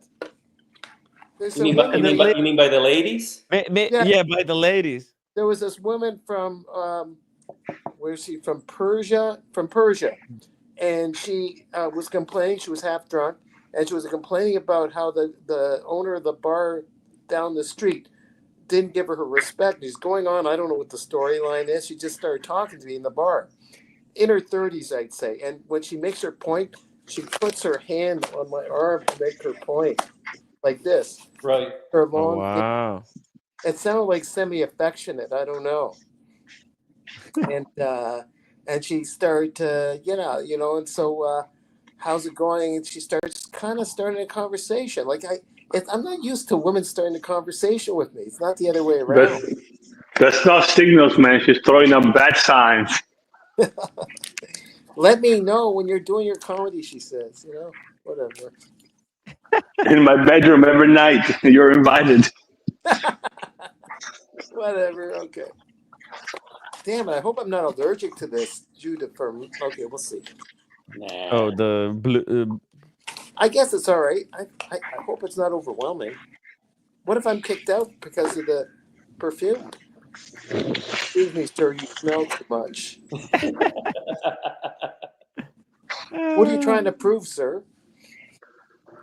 Well, this guy, Tim Wright, it's from him. It came from him in New York. What are you hiding in your jacket, sir? You're not trying to prove anything. You're wearing for yourself. Here, 5 sprays is nothing, Daniel. You didn't put on 47 sprays. Hey, on the street, on Queen Street. Hey, you wanna get a free watch? See over here. No, do you want a hub ring? I got my hub ring here, and I got my the Explorer one on the other side. I keep it though. I can't. Did it get delivered already, Daniel, or is it tomorrow? I can't go showing the box, man, because it keeps. No, I know, but it got delivered. Yeah. Okay, good. So it's safe with you now. It's safe with me, along with an invoice for unbelievable money that I had to pay to the taxation. Oh, the duties. The duties, yeah. Oh wow. Daniel gets skinned. I got skinned. Next time, you're freezing, Tim. Parcel post. Someone told me, or was it you, Tim? Someone told me do parcel post and get it signed next time. Where Really? it has Oh. to be signed. Then you don't get nailed like this, because FedEx is the federal, like it's connected to the federal government. Maybe they're scratching each other's back. I mean, it's a $5,000 watch, which is about You should have picked that up Hold on, in LA at Oh, the you're Animal right. No, House but it didn't and brought it arrive with yet. you. No, it just arrived. He said it Ah, wasn't. The timing wasn't quite there. So, dang. but next time, I guess do it parcel post, or you separate the watch from the straps. So you make it even a smaller package, like whatever, to get it Mhm. over here. So maybe I'll know better next time. You take it with you across. You don't try to. Wouldn't lie. They Yeah. give you a break. They like that you're honest. That you say, "I claim this." Right. And they don't go hard on you as much as I think as the UPS or FedEx or whoever the deliverer is. So I think they're getting a bit of it. I'm not sure, or there's a protocol. I'm not sure. But at $7,800 Canadian watch, 1470 Canadian. Judy, Did you talk to them? Did you ask them No, to I forgive was you? too lazy to call them and ask them about that yet. Yeah, you have to Yeah. call them. Make sure you do it today. Tomorrow is Sunday, right? So you have to do it Monday. Yeah. Okay. Yeah, I'll have to do it, or else I'll get scolded by my Uncle Tim. We'll see. Yeah. If they overcharged you, FedEx will give you a partial refund, right? Yeah, maybe they overcharged you. Yeah. Because come on, you're a senior citizen. Use that card, the senior citizen card. Show them your AARP. Tell them how am I supposed to afford this? Yeah. What about the heating? I don't have the money for coal. That's right. I Come get on. it. If it gets really bad, maybe I'll get roommate to yell on my behalf. Yeah, I would Right. just say you need it for your daily routine, so that whatever Yeah. it'll cost the government less if you have a good watch. So you're on time everywhere. That's right. Come on, That's right. What did I spare you. interrupt? Let's not all focus on me. What Kleiner, what were we talking about before I came on? We're talking fragrances a little bit. Fragrances. Fragrance? We were talking about your leather jacket. Yeah. Daniel, did you see my unboxing? Woo! Oh, golly, nice. Okay. No, I didn't Yeah. see it. No, It's I didn't. Creed, Daniel. Did you use the soap yet? Almost every day. Oh, Love wow. How it. is it? How is the soap? It smells like you're actually. That's enough. Like that's your perfume in a way. It's expensive soap. It's the most expensive Right. soap I ever paid Yeah. for soap, but it's quite nice actually. Yeah. So, yeah, it smells like perfume in a way. Nice. Very nice. But yeah, Yeah. my wife likes it. But yeah, I picked this up when we were there together. I was going to buy the smaller bottle. Yeah. It was less expensive. No, but it's too little. This one didn't come in that smaller bottle. Mm. And I'm like, you know what? Just this is nice not to get the full thing anyway. So That's gonna last you 20 years. it's gonna last a long time. Is that Yeah. only for a man, or is your? It's for both. Okay. I mean, on their website they have it listed as for ladies, but if you check, it's Careful for with the both. microphone, Daniel. It's unisex because it's one of the. It's unisex because it's like one of those fresh, the Amalfi type of fragrance. Right. Well, it depends. Exactly. Yeah, it's unisex. So Depending on the fragrance and depending on how you like to dress and how you carry yourself and your skin chemistry, right. you can easily, for a man to wear a woman's fragrance is not that crazy. Yeah. Some people can get away with it. It just depends on, the occasion and how you're dressed and how you are as a person. Yeah. Yeah, I think most of them nowadays are unisex, right, Kleiner? Yeah. For the most part. I know a lot of women like to wear men's cologne, period. Right. The two YouTubers I follow the most are women, and they generally wear men's scents. I thought men don't have much sense. The lost men. No, it's the other way around. That's women you're talking about. At least common sense. Yeah. I'm a famous misogynist, Danny Cass. Okay. All right. So Daniel, what musician are you gonna go see? I tried to look him up on YouTube. He's not even there, but he's effing good. This big fella, he plays like he's somewhere from New Orleans. The guy, I thought it was Evan Carter. Big guy, looks like a football linebacker. Okay. It looked like a guy from New Orleans. I got to talk to him a bit. Really friendly guy on break between sets. But he plays a mean jazz saxophone, and he sings. Plus, he engaged the audience, sort of like a Tim Wright thing, to say some words in the chorus of some of the songs that he's playing. So that's kind of neat too. So he's very he's really good with the audience. He plays with the audience. Make sure to take some pictures. Yeah. Oh, that'll be tricky, but I'll try. Okay. Yeah. Before we leave, let's also take a look at this vintage Cartier that JMB got for his wife. Oh, Wow. Right? They were Very out nice. kind of on vacation having fun, and to commemorate it, look at this beauty. And I think this is they had Cartier make the red strap, and I think that just brings the whole Cartier vibe together really well. It's a steel case watch, nice quartz movement, so for a lady, very easy to wear, and it's got the gold bezel. It's like a mini Santos case. Right. Just sexy watch. Yeah, That's that's why, gorgeous. Yeah. right? Yeah, very nice. There's so many incredible watches on the gray market, and I mean, there's something about kind of a vintagey piece. It's easier to wear. You don't have to kind of worry about it so much. You can get a great Well, discount, and like if how you, how vintage? How vintage is it? You said it's vintage. I don't think it's not sure. I'm not sure the price, but I don't know. The design Maybe hasn't really changed that much, has it? right. Exactly. That's the Cartier, right? It looks exactly like a modern Santos, but small model of it. Slightly off topic, but Mhm. I think a lot of women appreciate vintage, right, Tim? Mhm. So okay, so there's still hope for me. Yeah. All Well, that's why you get so many ladies jumping on you, Daniel. Oh, that's what I mean. They love the Yeah. vintage right now is hot. Yeah. Nobody wants brand new and overweight. But Tim, you know that I lose a lot of things, Tim. I lose lots and lots of things. You know And one what? of At them is least you don't remember what you lost. one of them is my virility. So hopefully I'll get it back again. So We'll get it back. all right. Yeah, try some turmeric, man. Oh, I'm taking it. So maybe it'll get better.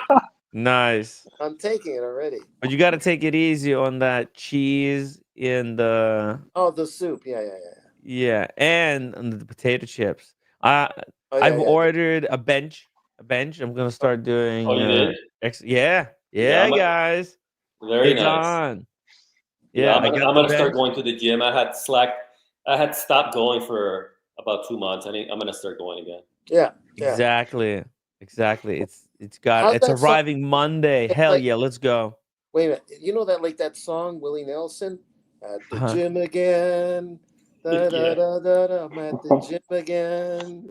There's a song like that, really? Well, I didn't hear. it's really on the road again. It's on the road Hey, again. Keith. Oh, I'm on the Can road you pull again. up Yeah. pull up Sean's comment, please? Which one? The last one. Sean, Daniel, vintage is different than antique. Oh, damn. Thank you for the correction, sir. Well, Daniel, that's why going to the Miami Antique Show could be good. We could, auction you off to some yeah, hot right. chick. All right. We'll see. This is gonna You be a know, lot I like how Tim came back from the UK and said, "Oh, I'm done traveling. And now he's already planning the next. He's talking about what Daytona and Antique Roadshow, whatever the hell it is. Well, that's just wishful Crazy. thinking. You know. But I don't know. Hey, Daniel, would you come down for Daytona? What do you think? If What? we do Not Animal interested. House. No, not, I got to just break off for a while. No, just instead of going to the antique show, what if we do a Daytona to go see a race? A car race. Yeah, go to a racetrack. It's but what else is there to do but the racetrack? I'm not sure. Manny, you like cars? I guess that would be good for you. Yeah, we do Animal House. We do Animal House. We do our own steaks or whatever. We could do some foodie videos, right? Yeah, we'll do some foodie. We'll just chill, go to the racetrack. When we'll is go that? talk to the drivers. Hold on. What is that? It's end of January. Damn it. You can't because Kleiner. I'm busy until. Oh, brother, that would be great for me because Miami is like 5 hours maybe from me. Actually, this is closer, Kleiner. It's Daytona Beach. Oh, that's even easier. Yeah. The problem is I'm going to be busy until March, end of March. No. Yeah. Okay. The only concern about this is that I might be mistaken for an alien and kicked back outside the country. So, just we'll talk about this later. All right. We'll protect you, Daniel. All right. Okay. We'll look We'll after tell them you. you're a national treasure. Yeah. Yeah, we'll look after you, Daniel. We'll try our best. We can't guarantee perfect results. All right. That might stretch some time, so I don't have to pay for anything yet. Like it is the end of January, so we'll see. Yeah, right? yeah. I'll have. Think about it. I've got my watch channel is super interested in seeing this type of content, so I'll try my best. I'll talk to Red Shovel a bit later, Manny. If we can find, Manny, send me the address of the area. I'll check Airbnbs. Okay. When are you closing out tonight? By the way. Hey, let's close it down now. Okay. Good show, guys. Instead of using like at the gym again, can you do Willie Nelson or you get? Oh yeah, let me check. Let me check. Wait, was that Black Sabbath? Are we about to swap out Black Sabbath? Blasphemy. Blasphemy. Let's see what he finds. Let's see if I could do Willie Nelson because I might not be allowed. Well, on the road again. while you search, thank you for having me on, Tim. Manny, always a pleasure to see you. Daniel Cat, enjoy your night. Be safe. Watch out for the Cougars. The famed Canadian Cougars are on the prowl at night. Ooh, yeah, that's right. Yeah, I could do Willie Nelson on the road again. Okay, here we go, guys. Here we go. Okay. Hey, Kleiner, join tomorrow. We'll have an incredible show. It'll be a blast. And everybody else, same thing. Guys, bring a bottle of wine, your favorite whiskey or a cigar, and let's chat with a fragrance expert. Yeah, I may not be able to be on long, but I'll be there. Yeah, at least for like the first hour, because I don't want to keep. Yeah, I don't want to keep Mr. Smelly longer than an hour and a half or something. Yeah. Play the outro. Yeah, and what I could do, Timmy, is when I land, I could jump on, but just for the audio. You know what I mean? Yeah. We could join for like the, when Mr. Smelly is gonna be gone, we'll just talk about whatever other like watch news or you can give us the reaction. Yeah. He's in the UK, so he's over there. Right? Yeah, that's why. But okay. Yeah, he's not. But also, he's not. What's it called? He does live streams around that time as well sometimes. Okay. So he's not new to late night streams. Is he gonna wear a bow tie again? We'll see. Yes, of course he always dresses up properly. Okay. For Sean especially, it's gonna be a cool surprise. All right. Okay, let's go. All right. Oh, and my watch. Oh, hell yeah! Chris, join us tomorrow. It'll be a fun show. We'll talk to an actual fragrance expert. Guys, upload, and I'll see you all tomorrow. Thank you to Daniel Katz, On the road Manny, and Kleiner Hunt. Fantastic. I can't wait to get on the road again. Good night, boys and girls. Good night. The life I love is making music with my friends. And I can't wait to get on the road again. On the road again. going places that I've never been, seeing things that I may never see again. I can't wait to get on the road again. On the road again. Like a band of gypsies, we go down the highway. We're the best of friends, insisting that the world keep turning our way. Turning our way. It's on the road again. I can't wait to get on the road again. The life I love is making music with my friends. I can't wait to get on the road again.